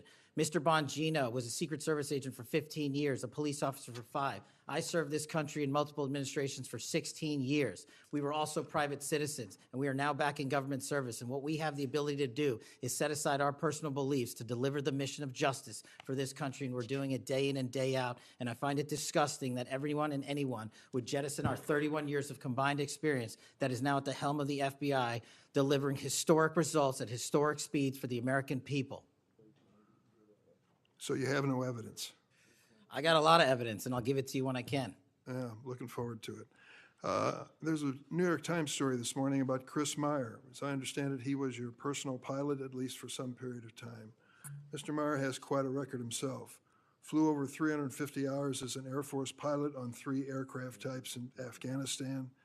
Mr. Jardina, another former FBI agent, a 1999 graduate of U.S. Naval Academy, commanded 100 Marines in combat during the 2003 invasion of Iraq, participated in several firefights, followed up with 2011 deployment as reservist to Afghanistan, where he interrogated senior Taliban officials. It appears that you terminated these 2 agents. Why? I'm not going to get into personnel decisions that we made. So you're not accountable for your decisions to take people who served our country so admirably and terminate them without any cause? That's a I'll tell you- one-sided story. Anyone that has Well, been then terminated so from the tell FBI, your- generally tell your side of speaking, the story. failed to meet the needs of the FBI and uphold their constitutional duties. And you providing a one-sided story from your perch is absolutely disgraceful, because the men and women of the FBI deserve better. And your attack on the current leadership of the men and women of the FBI is equally disgraceful, because now you're attacking the leaders that are our brave SACs in Let the me tell you field what's who are disgraceful. doing the job that this Disgraceful. country needs. It's And we will disgraceful. continue to do it. Excuse me, it's disgraceful when Mr. Meyer and Mr. Jardina, who served our country so well, are terminated apparently because of the rants of a broadcaster. That is all your it- opinion. It is not a fact. Well, it's certainly my opinion I can back up with fact. Let me ask you to explain the situation in Baltimore, if you will. Did you read the story about the termination of the project in Baltimore? Which story? 764 Group? Sorry. Which story? 764 Group, the Baltimore agents were investigating. Are you familiar with that? No, sir. Well, I'm not going to go into detail. It would take too long to do it. But apparently that this group, 764, a nihilistic, violent extremist group, seeks to blackmail children to perform vile acts on a camera under investigation by Baltimore, which was terminated by you. I'd like you to respond in writing, if you will, as to the circumstances of that termination. Sure. Our operations against NVEs, as you're referring to, has been historically high, and we've taken down multiple NVE rings, including 764 rings, who are harming children and causing them to be mutilated and Last commit question, suicide. can you explain why you are eliminating the requirements for a college degree for your agents? I appreciate the opportunity to address that. You said in your opening statement, we are reducing the training requirements at Quantico. We are not. We are expanding them. You are referring to an 1811 crossover program, because I believe the men and women of places like the DEA, the ATF, and the Marshal Service and the Secret Service who want to work at the FBI should deserve that opportunity in a shortened bridge program, which we provided. We are also keeping the 18-week BFTC as is traditionally been held at the FBI. So we're not reducing any requirements. We are increasing those that we bring into the Did you FBI. change any of the requirements on college degrees? We are allowing police officers who have served for a number of years to come into the FBI who did not obtain the requisite college degree to apply to be federal agents, because we feel they have the street level experience we need to conduct this mission. I yield, Mr. Chairman. I have to respond to this business about you not treating employees properly, because I served under the previous administration when Democrats willingly turned a blind eye to Biden administration retaliation against my whistleblowers. They didn't get due process when their careers and lives were upended. I'm talking about people like Dina Perkins, Jeffrey Veltri, Timothy Dunnan were removed from their positions. Several whistleblowers were reported that they targeted FBI employees for their political beliefs by suspending and revoking security clearances. One FBI whistleblower said that Perkins, Vetri, Dunnan, and other FBI leaderships were, quote, responsible for what happened to me and my family, ensuring that they no longer work at the FBI isn't retribution, it's responsible leadership. Another whistleblower that is a registered Democrat said they spoke out against abuses in security clearances processes committed by FBI senior leaders, particularly Veltri and Perkins. Then Perkins and Dunnan suspended their security clearances and put them in unpaid leave. I'm going to put some more examples like this in the record so I don't take up a lot of time for my colleagues. Senator Graham. Thanks, Senator Graham. Welcome to the committee. The numbers sort of speak for themselves. You've done a lot in a small period of time. So all those folks out there making this happen, thank them for me. Well, sir. As to how to be an FBI agent, you've made a decision that local law enforcement folks, people who have served in law enforcement without a college degree are able to apply now. Is that correct? Yes, sir. Makes sense to me. So experience out in the field might be as valuable as a college degree, believe it or not. Venezuela. We're blowing boats out of the water in the Caribbean because they're connected to international narco-terrorist groups. Is that correct? Yes, that mission is being led by the Department of Defense, sir. Okay. What legal authority do we have to do that? Sir, I would defer the questions on legal authority to the Attorney General and the department. Fair enough. Do you believe that Maduro runs a narco-terrorism state in Venezuela based on? I believe based on the intelligence and prosecutions and investigations, we are currently running a large portion of the cocaine that exits out of South America. Its origination point is in Venezuela, and using transshipment points through Haiti, they're using the navigable waterways in the Caribbean to the end state delivery, which is the United States of America, and we will hunt down every single one of those narco traffickers with the authorities. There's some actual indictments of Maduro as an individual for being involved in that. Is that correct? Senator, I think you're referring to the DEA indictment on that one. Right. So I guess the point is, would it be fair to say that Venezuela is a good candidate to be labeled as a state sponsor of terrorism under U.S. law? Senator, from my perch, we will provide the intelligence necessary for anyone who meets the threshold to be a state sponsor of terrorism, and this administration has I expanded. think they are, so we'll be going down that road. China, on a scale of 1 to 10, 1 being nothing, 10 being great, how is China helping with the fentanyl problem here in the United States? Under this administration, we have taken, as I highlighted the Cincinnati case, the precursors are the problem. The fentanyl is the end state that kills American citizens. Well, the precursors are made in China, right? They're made in China. And so for the first time in a decade, I had a call with my counterpart in the MPS, the Ministry of Public Services, to attack the precursor chemical companies and have those chemicals Is it labeled. too early to rate the success? We have indicted multiple businesses in China. We've also cut off the transshipment points of those precursors. They switched. Once we got on their track about their delivery routes to the Mexican drug cartels directly, they started going to India. We called the Indian authorities and they shut down those transshipment points. So we're continuing to work with our partners So China overseas. is helping, would you say? They are starting to help, and we are hoping under this administration's leadership we can get more of their Let me help. know, in the coming months if that continues, because if they are helping, that's a good thing. Yes, I think sir. we need to celebrate the breakthrough. If they're not, that would be a bad thing. So after the assassination of Charlie Kirk, there seems to be one refrain from everybody, and that's about the effect of social media. Do you believe that social media is one of the instruments radicalizing America and inciting violence? Well, it's not, my belief is based on the data, and the data shows that social media is wildly out of control when it comes to You're radicalizing. dead right. So what did you just say? This guy's the FBI director. He says that social media is wildly out of control.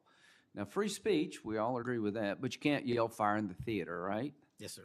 Free speech doesn't allow you to go online and groom a child for sexual, No, it does not. okay? Free speech doesn't allow you to go on the internet and basically incite somebody to kill another person, right? Absolutely not. So if it's illegal offline, it should be illegal online, agreed? Whatever the law is.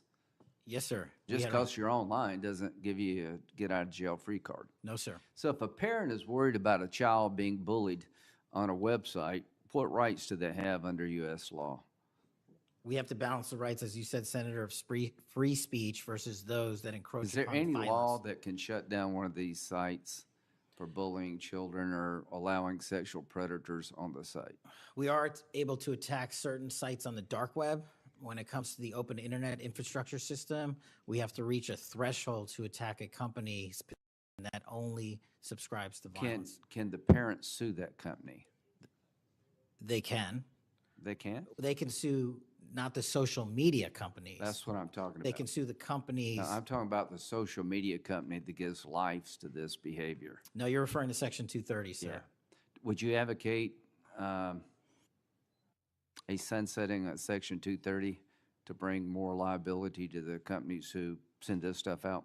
I've advocated for that for years. All right. We need to do this, folks. These companies are taking content that it makes you sick, that could get you killed, get you poisoned, and there's nothing we can do about it under our law.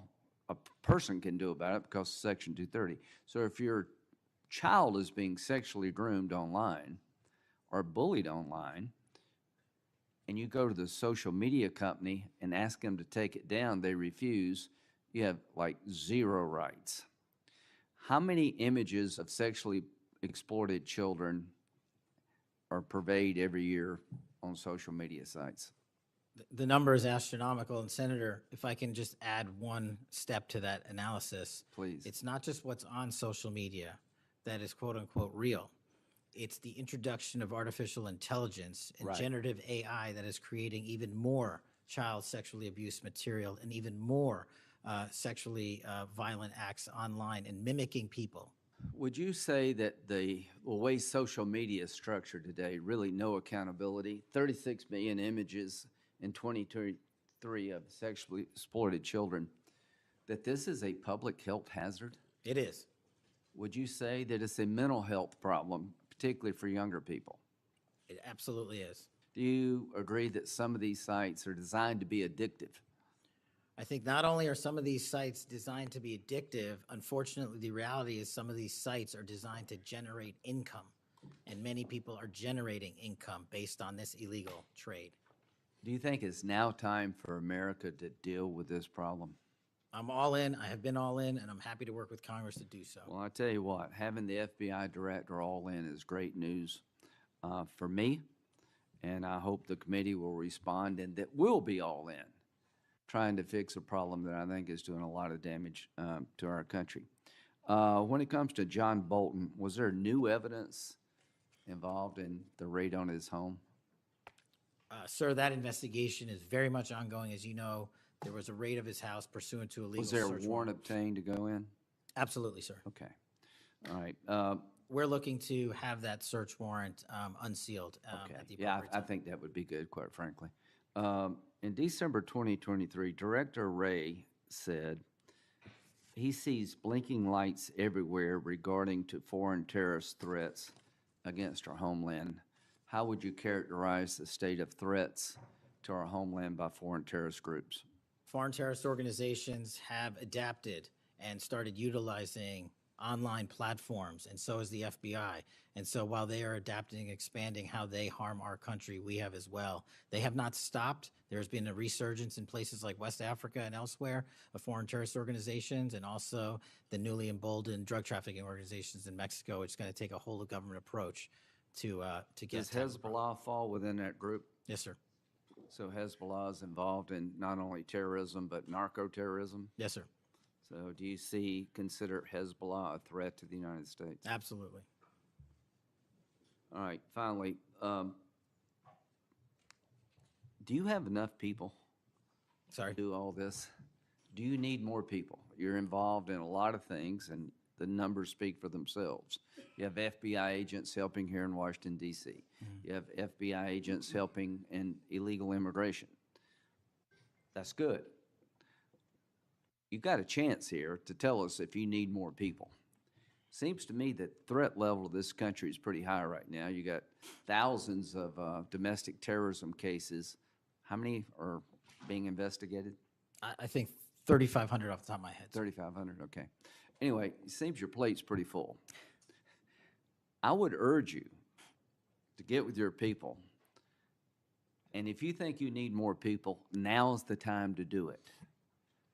It would be a shame to miss an opportunity to plus up the FBI if the threats justified it.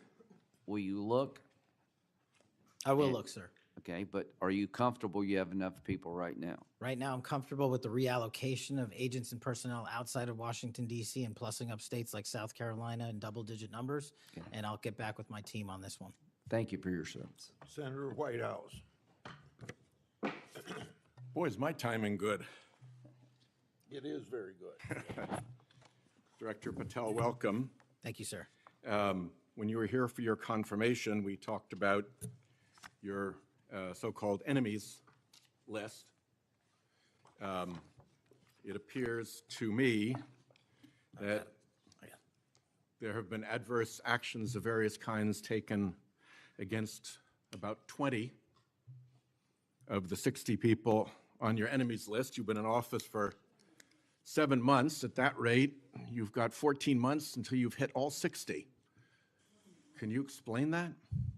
Again, that is an entirely inaccurate presupposition. I do not have an enemies list. You can continue to characterize it as you wish. The only actions we take, generally speaking, for personnel at the FBI are ones based on merit and qualification and your ability to uphold your constitutional duty. You fall short, you don't work there anymore.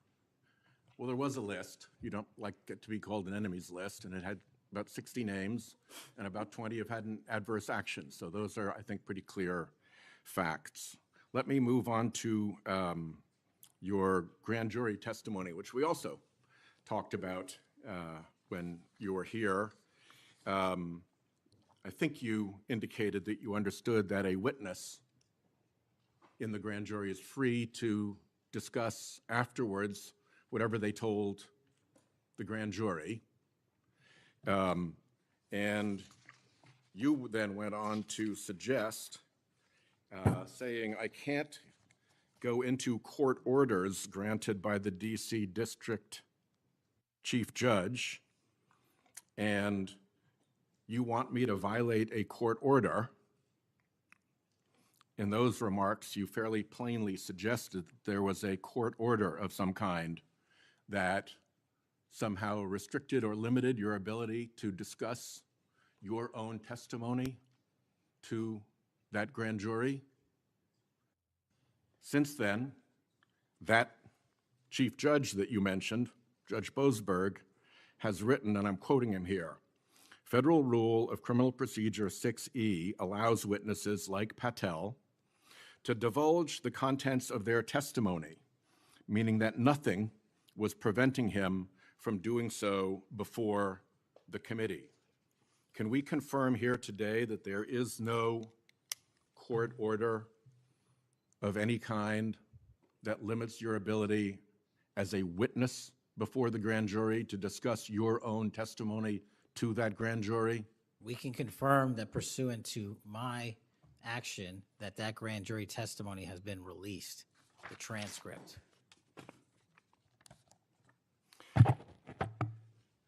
Let's, in what forum was it released, may I ask? Publicly. Okay, we'll check on that. The FBI does background investigations. In the case of a U.S. attorney Janine Pirro, it has come to light that in a civil proceeding, that Fox News executives, prior to her confirmation, called her, I'm quoting here, a reckless maniac who makes, quote, insane comments, and said, I don't trust her to be responsible, and noted her penchant for what they called random conspiracy theories on weird internet sites. My question to you is, did that turn up in her background investigation? For any background investigation, Senator, we do not discuss those publicly. And for every background investigation, when there's an adjudication, it is not made by me. It is made by the career professionals who run the inspection division and background check system. Do you know if that information was found? You see, we're an oversight body here, and there are really three possibilities here. One is that the FBI background investigation didn't find that stuff. That's worth noting because these investigations, full field background investigations, are supposed to find that stuff. That's possibility one. Possibility two is that the FBI did in fact find that information and then did not report it to the administration or to the committee. And the third is that you found it, you reported it to the administration, and they went ahead with her nomination knowing that she had been described as a reckless maniac who made insane comments, who wasn't trusted by colleagues to be responsible, and who had a penchant for random conspiracy theories on weird internet sites. Are you saying that this committee does not have any authority or reason to look into which of those things is true? This committee can look into anything it wishes. I'm telling you that the background investigations that are done by the HRD division are done by career individuals. They do not report the details of those to me. They adjudicate those independently and individually. That's how it's always been done. What happened to during the pause of FBI background investigations that was alleged in the complaint against you and the FBI by the FBI agents who were terminated? On February 12th, Emil Bovee directed the FBI, quote, to pause any FBI background investigations of Trump nominees until Patel was confirmed, which happened on February 20th, is the general description of what they alleged. Why, do you know, were background investigations paused? Was it so material like this could be scrubbed out of them? And have they been resumed without that pause fully and normally after your arrival on February 20th? I can speak to the time period since I got there. Background investigations have been ongoing across the board at the FBI. Why was the pause, do you know? I was not there. Wasn't explained to you when you got there? Oh, by the way, boss, they've had an 8-day pause on background investigations. You think that would be something that would be explained to you at some point? Again, I leave it to the men and women at the HRD division to run background investigations. I do not interfere with them. I get that. But what I don't get is whether you were told about that pause, and why would you not be told about that pause? I don't recall that, sir. All right. The allegation also relates that part of the employee review of senior staff was whether or not they voted for Kamala Harris in the 2024 election. Since when is who you voted for a proper question for agents to be asked? I don't know what allegation you're referring to, Senator. If it's from an ongoing matter in litigation, I can't discuss that. But what I can discuss is I can only speak to the FBI's background investigations. There are other background investigations conducted across the government. I can only speak to mine. So just to clarify, I'm not talking about the FBI full field background investigations. I'm talking about internal employee reviews for promotion, for termination, for job actions of various kinds. And my question to you is it now the policy of the FBI to ask agents who they voted for, and since when is who agents voted for a proper question for the FBI to ask? Taking those in reverse order, it's not a proper question, and it's improper to allege that I'm doing that. And also at the FBI specifically, under my leadership, we do not ask who you voted for. And just one correction for the record, if I may, Senator, it's Security Division that runs background investigations, not HRD. Okay, I'll accept that correction. And in the event that we cannot locate your grand jury transcript, just expect a question for the record that will give you the chance to either provide that transcript again if it had been previously provided, or to make the statement that Grand Jury Rule 6E allows you, to the best of your recollection, truthfully, about what it is that you told that grand jury. Do you understand that? That's why I wanted the transcript released, and we'll get it to you, sir. Thank you very much. Thank you, Chairman. I think I want to take an opportunity when we hear about your political weaponization to remind my Democratic colleagues that what's happened the last decade, federal law enforcement, intelligence community, even when Trump was president, has thrown everything at him. They've even gone after his associates and Republican Party organizations. One investigation after another, one prosecution after another. I use examples you've heard me already say today: Crossfire Hurricane and Arctic Frost. These were all built on defective foundations of political bias. And then we released the Clinton Index and the Durham Index and the FBI's failures to investigate. So I've been acquainted with this because I've been trying to get to the bottom of it, and we had to get a new FBI director to get all this information, Senator Cornyn. Director Patel, welcome. Thank you for your willingness to serve in this very challenging position. How many people work for the FBI today? Approximately 36,500, give or take. I've always wondered whether an organization that big and that diffused all across the nation was actually capable of being managed. Have you experienced any surprises in terms of as the director, in terms of your management of the organization? In my experience, Senator, the leaders in the field are supposed to lead. So we have empowered, and we have changed the structural operation of the FBI to empower SACs in the 56 field office, 55, 56 come 1 October, to lead the mission. We've also empowered the respective assistant directors and operational directors to lead the mission. That is how you manage 36,500, 37,000 people. No one or two people can do it. And that's been the transition, is the power structure is being pushed out to the field operations. It sounds like a very practical way to approach it. And how is morale? Morale, when I travel around the country, in my experience, has never been higher. The FBI and the police officers that we work hand in glove with across this country are excited to do the work. And the stats that I'm citing are no achievement of mine. The stats that I'm citing in the 7 months that I've been there, such as a 42% increase in cyber arrests alone this year, is because the men and women at the FBI have been empowered in the field. They want to do the work. They're getting the opportunity to do the work. And with our great partners in the respective states like Texas, and where we just returned a top 10 most wanted fugitive in Cindy Singh, are getting the ability to make those prosecutions a reality. By the way, Senator Durbin was asking about polygraphs. Aren't polygraphs a standard part of the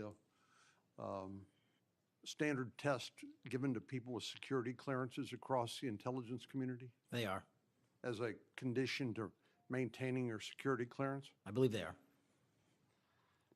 Speaking of intelligence, one of the things that I've wondered about over time is, the FBI is a premier law enforcement agency in the nation, but you also have other important responsibilities in counterintelligence. And there's been different debates or people wondering whether, including me, whether that's an appropriate role for the FBI to play. And I guess the most challenging part of that is if it's not at the FBI, where would it go? But can you, given your background, I know as working on the HPSI and your intelligence background, can you talk a little bit about what you think about the counterintelligence role of the FBI agents and how that's working, whether you think it's performing the way it should, or whether there are other changes or reforms need to be made in order to improve its functioning? As you know, the threats from our adversary nations are just proliferating every day. So what do you think? The espionage activities of our adversaries have never been so high, and I think the counterintelligence mission is properly housed within the FBI because we've been vested with those authorities for Congress, and I believe that mission set is working. And if I can, sir, since January 20th of this year, the FBI has made 55 arrests on the counterintelligence mission alone. That's a 30% increase in CI arrests from the same time year-to-date last year. We've arrested 33% increase in PRC counterintelligence arrests, an 83% increase in Russia counterintelligence arrests from the same time last year, and a 60% increase on Iran counterintelligence arrests from the same time period last year. So we are already on total exceeding the entirety of the number of arrests from the previous year on counterintelligence matters across the board. And in my opinion, the FBI is the only agency that can do it. Now, we work with the interagency to do it, and we need them, but we have the mission set. Thank you. You know, sometimes I wonder whether we sort of repeat the way we do things because we've always done it that way. And I'm getting up to building up to this issue of the narco trafficking and what President Trump has ordered the Defense Department to do in terms of to take out some of these transnational criminal organizations that are importing poison into the United States and responsible for killing tens of thousands of Americans, maybe hundreds of thousands of Americans over time. Do you think a law enforcement model for dealing with these narco traffickers is adequate to deal with the threat? Or do you think we need to start thinking about this in maybe new and different ways? Obviously, we're not engaged in a war per se, although it is a war metaphorically. And the law enforcement model seems to be not working from the standpoint of dealing with the volume of the threat and the magnitude of the threat.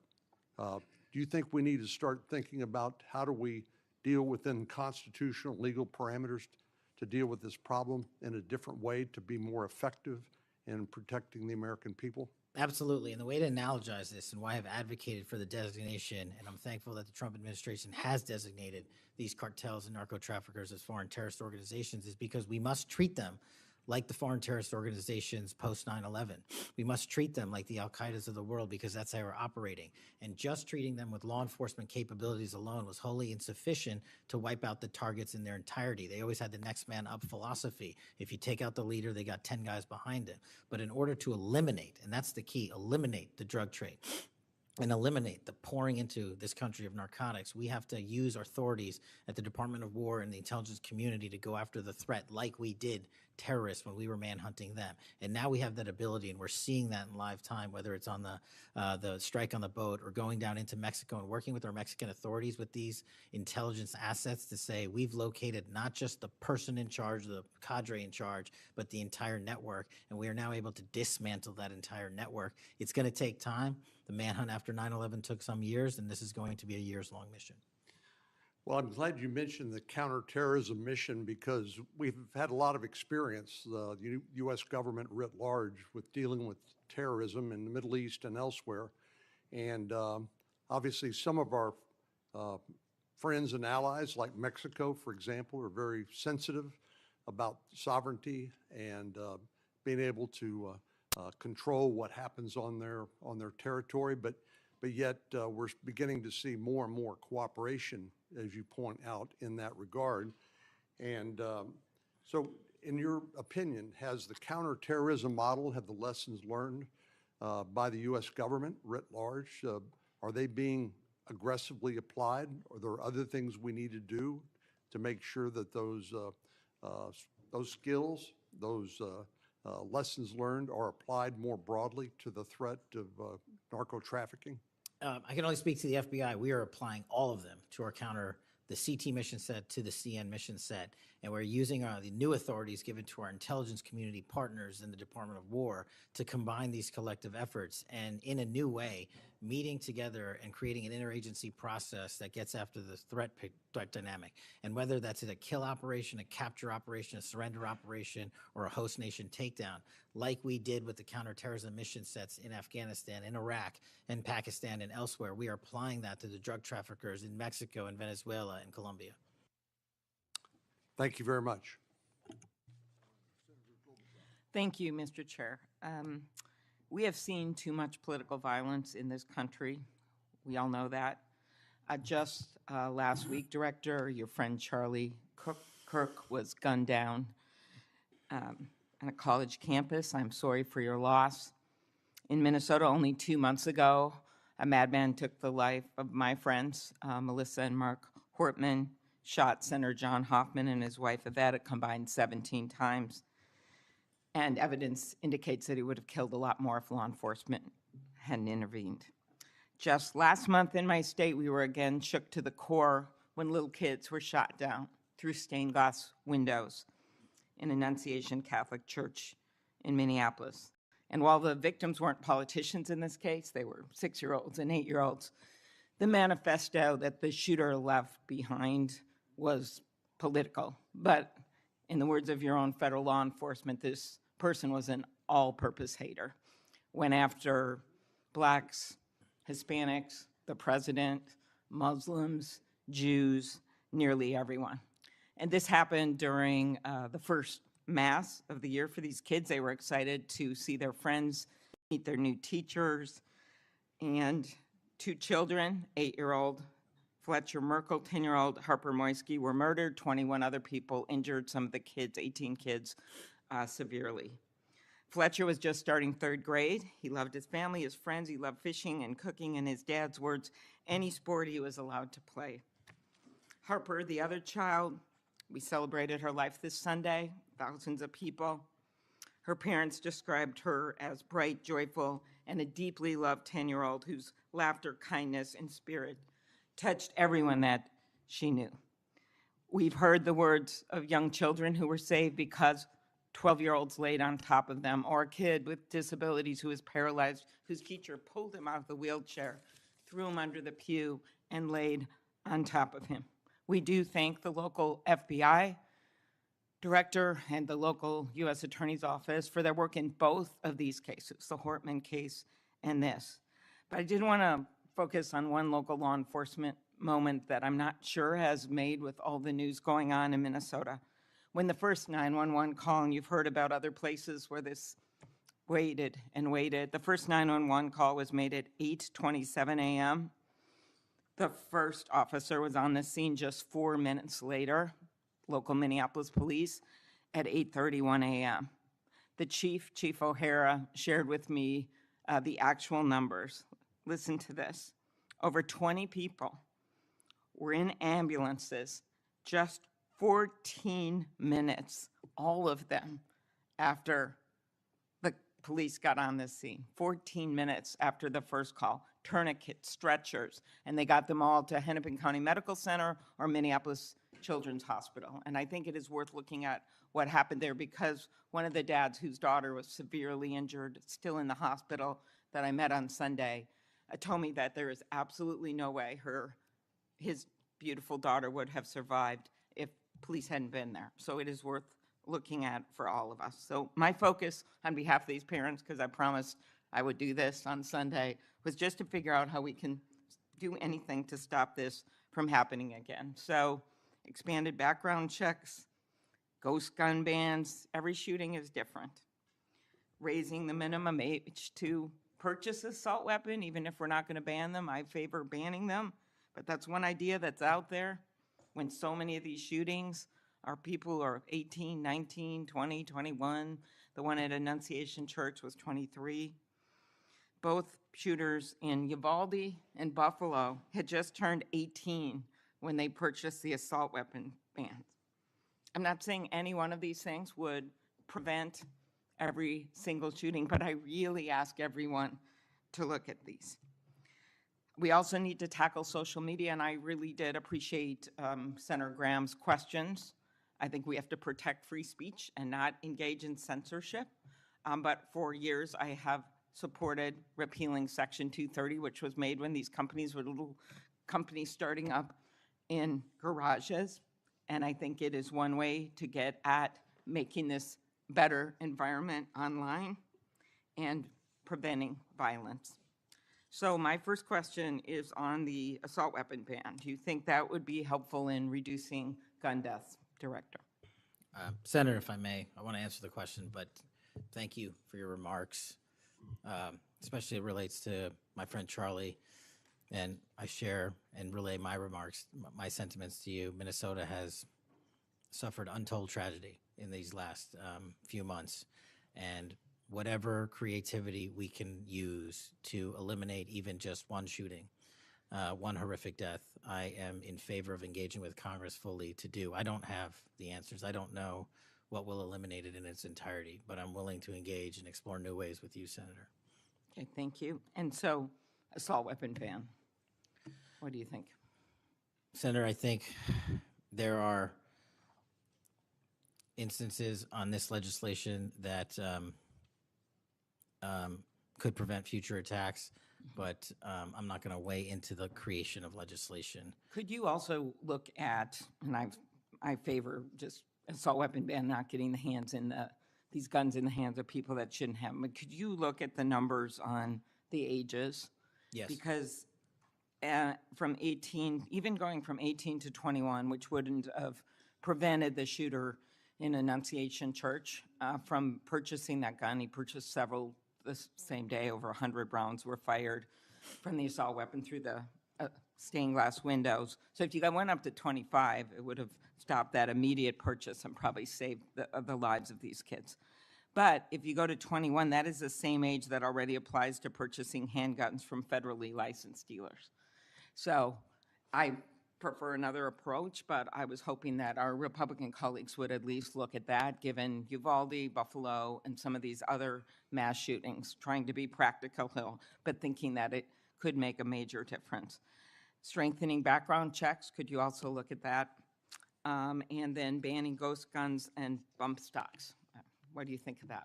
So, Senator, you're talking to my heart here on one of the core missions at the FBI, which is our CJIS facility in Winchester, Virginia, which is our hub for our NICS checks, our NCICs, our capabilities on when we have, I think it's 19,000 state and local community law enforcement come to us for these background checks. We're trying to make that processing as fast as we can so we can get them real-time information. I think we have a 93% clearance rate in 15 minutes as it relates to ghost guns, but we can do better.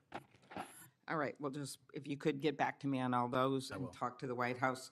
Threats against elected officials have increased exponentially. Members of Congress received more than 9,000 threats last year, up from 1,600 in 2016.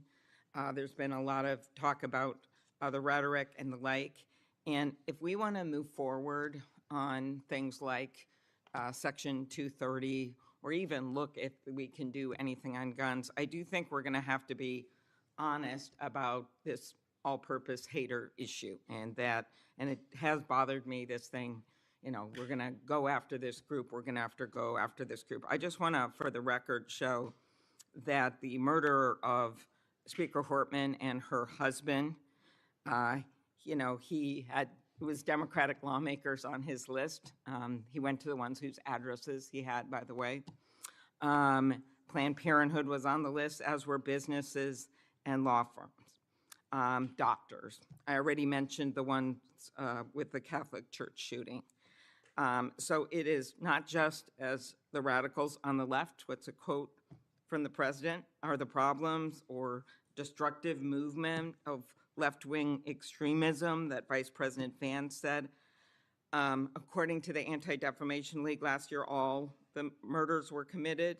And I'm not actually going to say this because I don't even want to go left-right with this, but you can imagine it wasn't from the left. Cato Institute, conservative think tank, published a study just last week that found from terrorists from the right were responsible for 6 times more deaths than people from the left. I actually don't want to go tit for tat on this, but what I am asking for is that this rhetoric of blaming one side or the other stop, if you could convey that to the president, and that we actually work on things that are solutions. So could you commit to me, Mr. Patel, Director Patel, that you will do that? Absolutely, Senator. Okay, thank you. Last, you were asked about social media, and I will put some more questions on the record about that. I think we could make major movement on that. The local FBI helped when the city of St. Paul was a victim of a cyber attack, and I'm concerned about some of the cyber attack cuts. I'll ask you that on the record. AI, I'm glad you raised that. I think we have to do more, but also including election interference because they're using AI videos. I just had one happen in this very committee on me, and I just think they're going to start using it in democracy, election. They could be foreign. Do you think some of this is foreign entities, Mr. Patel? Generally speaking, we have traced a lot of this to loose groups overseas that don't have any sort of central cluster. There's going to be a lot on you then. And then last, I'll put on the record just my concern about protecting journalists.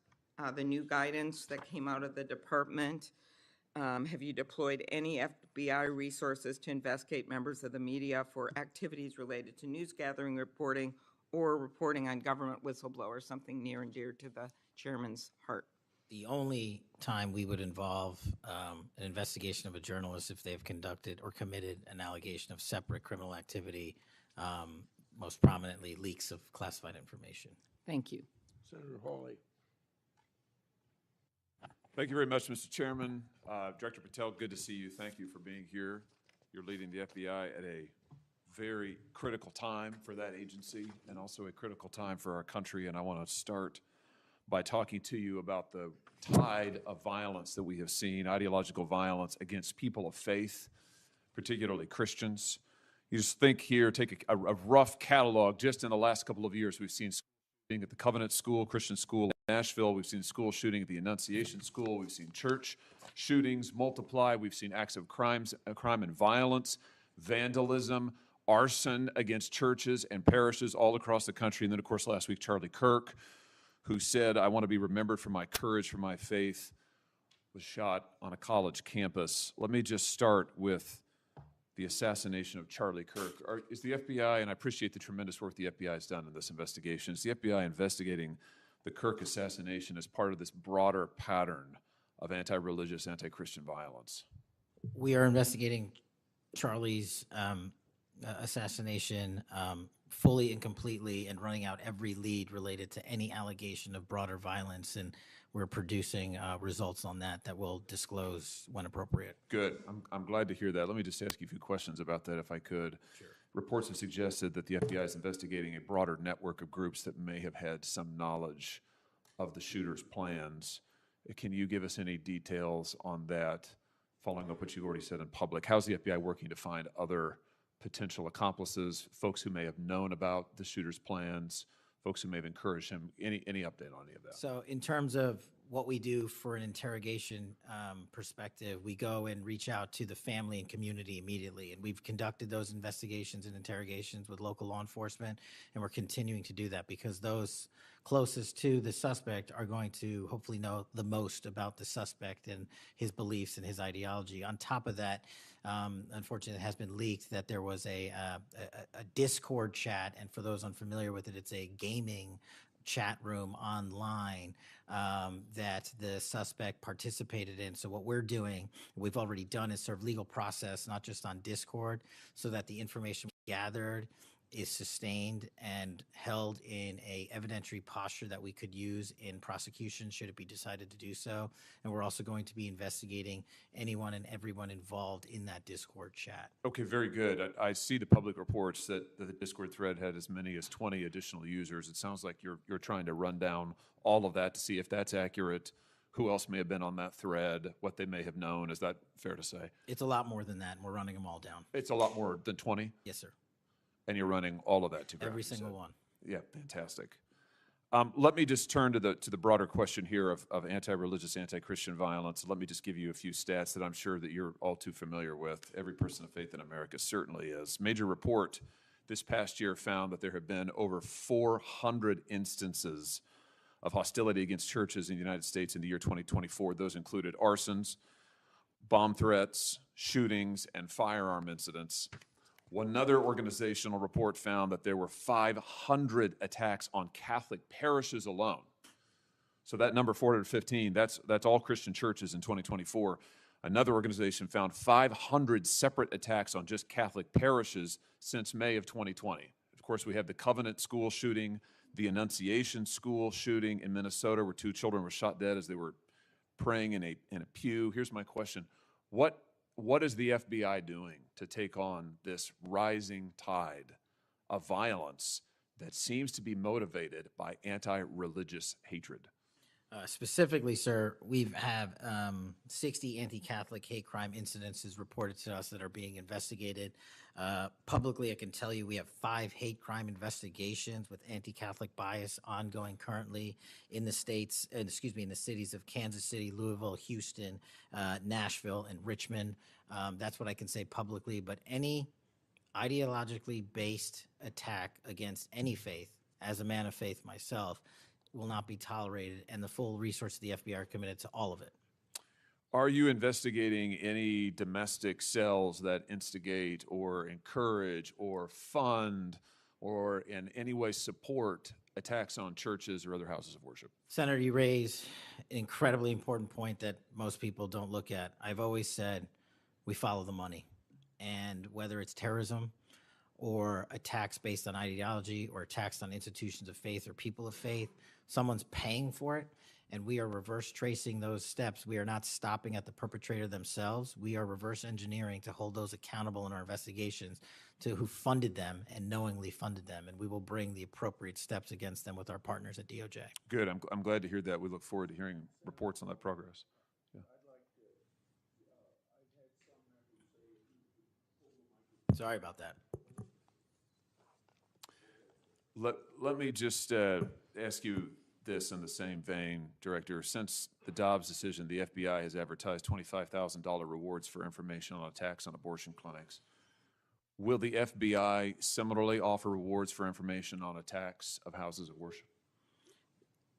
Yes, when it is appropriate. The rewards are any reward, whether it's an attack on a house of faith or on a homicide or whatever, is determined by a group within the FBI, but we will work with them to make sure that rewards of monetary value are put out for all ideologically based attacks. Good. You just rattled off some statistics, which I was glad to hear, about the number of investigations you have open, the incidents you're tracking against Christians, against houses of worship. Let me just ask you if you consider designating a senior official as a liaison to houses of worship, to Christian and other religious organizations, to publish metrics on investigations and arrests related to church attacks, church threats, vandalism, arson, et cetera. Will you set up a system for liaising and then reporting so that everybody can see, this committee and the public can see just how many attacks we're talking about, just what the level of threat and violence is and what the FBI is doing to combat it? Senator, you're speaking my language. The private-public sector partnership on this specific issue, just like the other ones we've talked about, is equally transformative to finding those involved in these criminal activities. And with your assistance, and I would ask you if you're able to identify someone who's an expert in that area, we will work with them. We will take their information, because as great as the FBI is, we're only as good as the information we can get, and we don't have the reach that the private sector does in some of these areas. Very good. Happy to help on that. Let me ask you about something specific to the FBI, because sadly, as you know, the FBI, when it comes to anti-religious animus, has been part of the problem before you got to this agency. And I know that you remember the infamous memo generated by the FBI that attempted to recruit informants in houses of worship, in particular in Catholic parishes. Your predecessor testified when this information, I just want to reiterate, this memo became public because of a whistleblower. It was not turned over to this committee. It was not disclosed to this committee. In fact, we were told it didn't exist, and then a whistleblower published it, showing that indeed the FBI had recruited informants, attempted to, into Catholic parishes. Your predecessor then testified, sitting right where you are today, he testified that this, I'm going to quote, was a single product by a single field office, end quote. That was a lie. Because we then had additional whistleblowers come forward and say, no, actually, multiple field offices contributed to the drafting of the report. And indeed, there was a second anti-Catholic memo that the FBI generated. And indeed, those memos were distributed to over 1,000 FBI agents across the country. You know all of this. You and I talked about it when you were here for your confirmation hearing back in January. I just want to follow up and see, have you been able to determine how this memo got written and distributed? How is it that the Federal Bureau of Investigation came to be recruiting informants in Christian churches in this country? Senator, we did dig in, and we are doing our investigation simultaneously with Congress. And just to put it in perspective, we've provided 700 documents on the Richmond Catholic memo specifically to this committee, whereas my predecessor provided 19 pages. And not only that, but we looked into how the source recruitment structure at the FBI was conducted during this time. And we made adjustments and permanent fixes to ensure that sources are not put into houses of worship unless there is an actual ongoing criminal or international terrorism threat. We will not use sources at this FBI to investigate and cull information just for the sake of culling information in houses of worship. Has anybody been fired for this? There have been terminations related to this and resignations. Good. There need to be, because if this is going to be standard at the FBI, nobody can trust the FBI. You want to talk about violating the First Amendment? This has got First Amendment violation written all over it. It's one of the most revolting chapters in the FBI's history. And considering what we're seeing more broadly in terms of the acts of violence against people of faith, this has absolutely got to end. The FBI has to lead the way. So I count on you to do that, Director. Let me just, in the minute or so that I have remaining, let me just shift gears and ask you about something else you said earlier. You said that protecting our youth is maybe the FBI's top priority. It's great to hear. Let me ask you about the role of AI chatbots in that, which you've talked about a little bit already today. Are you investigating any cases of AI-generated child sex abuse material? You issued a PSA earlier this year warning that synthetic child sex abuse material, that's where the AI generates it using maybe a real kid's image, but then generates sex material, sex abuse material. You warned that that was illegal under federal law. Is the FBI investigating any instances of this synthetic CSAM material generated by AI that you could speak to? We are investigating dozens of those matters because, let me just say this, as far as the FBI is concerned, generative AI that produces CSAM, child sexual abuse material, under our investigative authorities is treated as equally as if it were actual child sexual abuse material. There's no difference for me and the FBI on this. Let me just ask you one other thing in this vein. I'm sure you've seen the reporting that Meta's AI rules, their own internal guidelines, allowed their chatbots to have sensual, that's their word, sensual conversations with children. We've had instances, multiple instances of children, minors, taking their own lives at the behest of chatbots that instructed them with specificity on how to do it. What's the FBI's role here in investigating what is going on with these chatbots, with these AI companies encouraging? I mean, listen, if an actual person did that, we would say that's grooming. We would say that's child abuse. These companies are doing it. Their own guidelines allow it. What can we do about that? You're referring to NVE, nihilistic violent extremism, and the 764. It has been made a priority of the FBI because they are targeting children, and these chatbots and these generative AI are getting coupled with actual humans who are using them and releasing them because they can do the work faster and quicker than humans can and get into spaces like social media where humans have a difficulty in engaging. And what we're doing is treating any extension of generative AI as the criminal themselves. And we have, I think, I've got to get the number back to you, but over 1,000 investigations related to NVE. We've had numerous takedowns and arrests of 764 individuals, and we are educating. This may be the most important part. am directly engaging with the social media and media companies, the internet service providers, to find a way to shut down. There's nothing I can do at the FBI to force them to shut it down, but work with you in Congress to find a way to work with our partners to get that shut down permanently. Thank you. Senator Coons. Thank you, Chairman Grassley.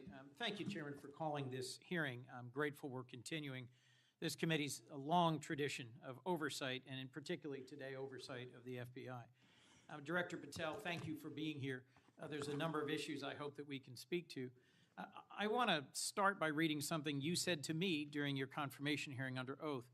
I have no interest, no desire, and will not, if confirmed, go backwards. There will be no politicization at the FBI. Then you looked me in the eyes and said there will be no retribution actions taken by the FBI should I be confirmed as director. I told you that in your office. I tell you that again today.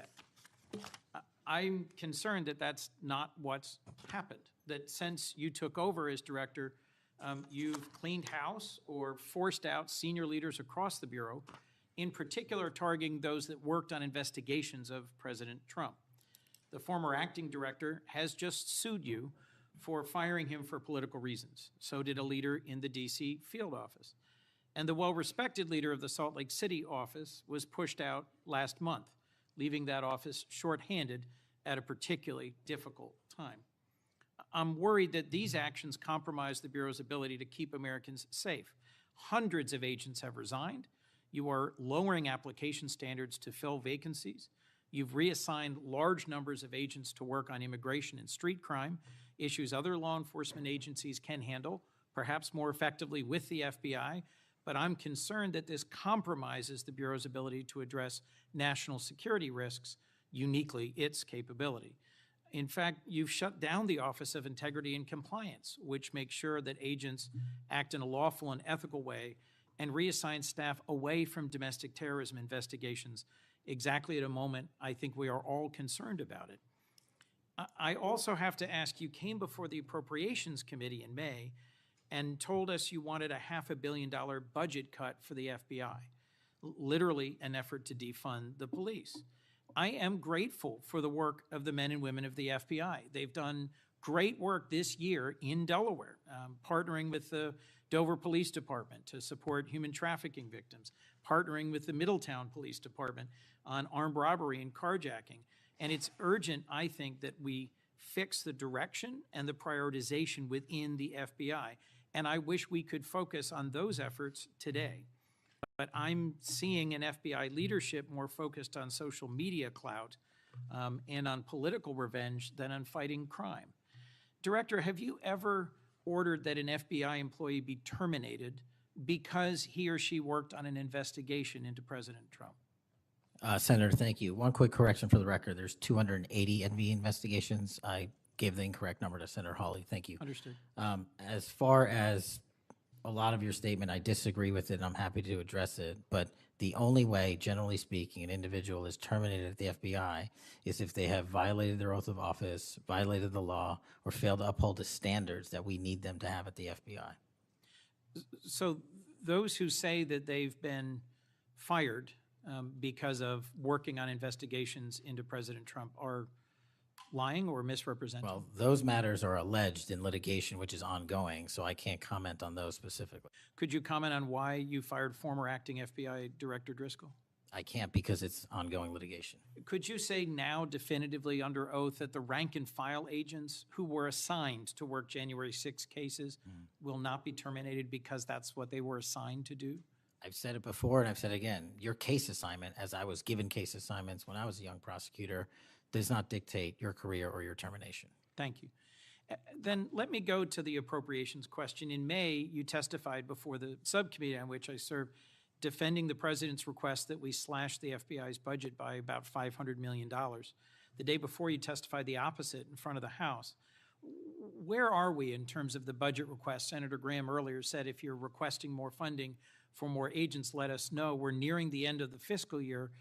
In front of the committee on which I serve here in the Senate, your request was for a reduction of hundreds of millions of dollars. Where are we? Where we are in the budget cycle is we at the FBI are in support of the president's budget, and we are in support of eliminating waste, fraud, and abuse. We've already identified tens of millions of dollars of duplicative contracts that the FBI was spending on software and private sector engagements. We've also identified duplicative workloads. So we are transitioning those folks out of doing the same thing twice over and into the field. And that's my focus right now. And the move of the FBI headquarters is also going to save the FBI $3.5 billion in the American taxpayers. So we're focused on eliminating waste, fraud, and abuse. And as I told Senator Graham, I'll go back and talk to my team, and if we need more, we'll let you know. Are you planning any additional reductions in force, Director? No. How many vacancies are you currently trying to fill within the agency? In terms of the 1811 ranks, there's a few hundred open vacancies that we have funded. And so we're filling all of those with our hybrid 1811 program and our new recruitment program, and I think a lesser amount of IAs and SOS. So if hundreds of agents have retired or taken the fork in the road offer, and you have vacancies, but you're requesting $500 million less, how does having fewer FBI agents help you tackle violent crime and address our national security issues? Just to put it in perspective, cybersecurity Senator, issues? sorry, I didn't mean to cut you off. If we had this $500 million, we've done the math. It would take us 14 years to onboard every vacancy that's on the books currently at the FBI, because we can't hire these folks and train them overnight. It's a years-long process. So we are currently focused on recruiting the best and filling the positions to the best of our needs. And we, even if we had this extra money, wouldn't be able to hire them overnight. We're looking for where the need is greatest, where in the country we need to send them, and how we can change the training requirements, which is why I'm thrilled to have police officers. They might not have a college degree, but they got the street smarts and the cop smarts to become FBI agents, and that's what we want. Let me turn to Section 702. Yes, sir. When you testified in front of the CJS subcommittee, we talked about this issue. You told me you were in favor of reauthorizing FISA Section 702 when it expires next year, Right. so long as the reforms implemented last year, reforms like better training for agents and real consequences for inappropriate searches of Americans' communications, were maintained. You also said that you had some ideas about how to make Section 702 better going forward. Can you give me an update on the FBI's implementation of these reforms and the direction you think it should go? Absolutely. I think you're referring to the query process, and if you're not, let me know. But any instance of abuse or mistakes that were made in the query process have now been changed. It used to be you can make multiple mistakes and continue to access the query database system. I've changed that. If you make a mistake, you're immediately sidelined, a review is conducted, and if it was an actual mistake, i.e., there should have been S on the end of that name and there wasn't, then we put you back in. But we have to review those matters. So that's happening. And if there was an intentional mistake, you have no more access to the 702 query system and its database.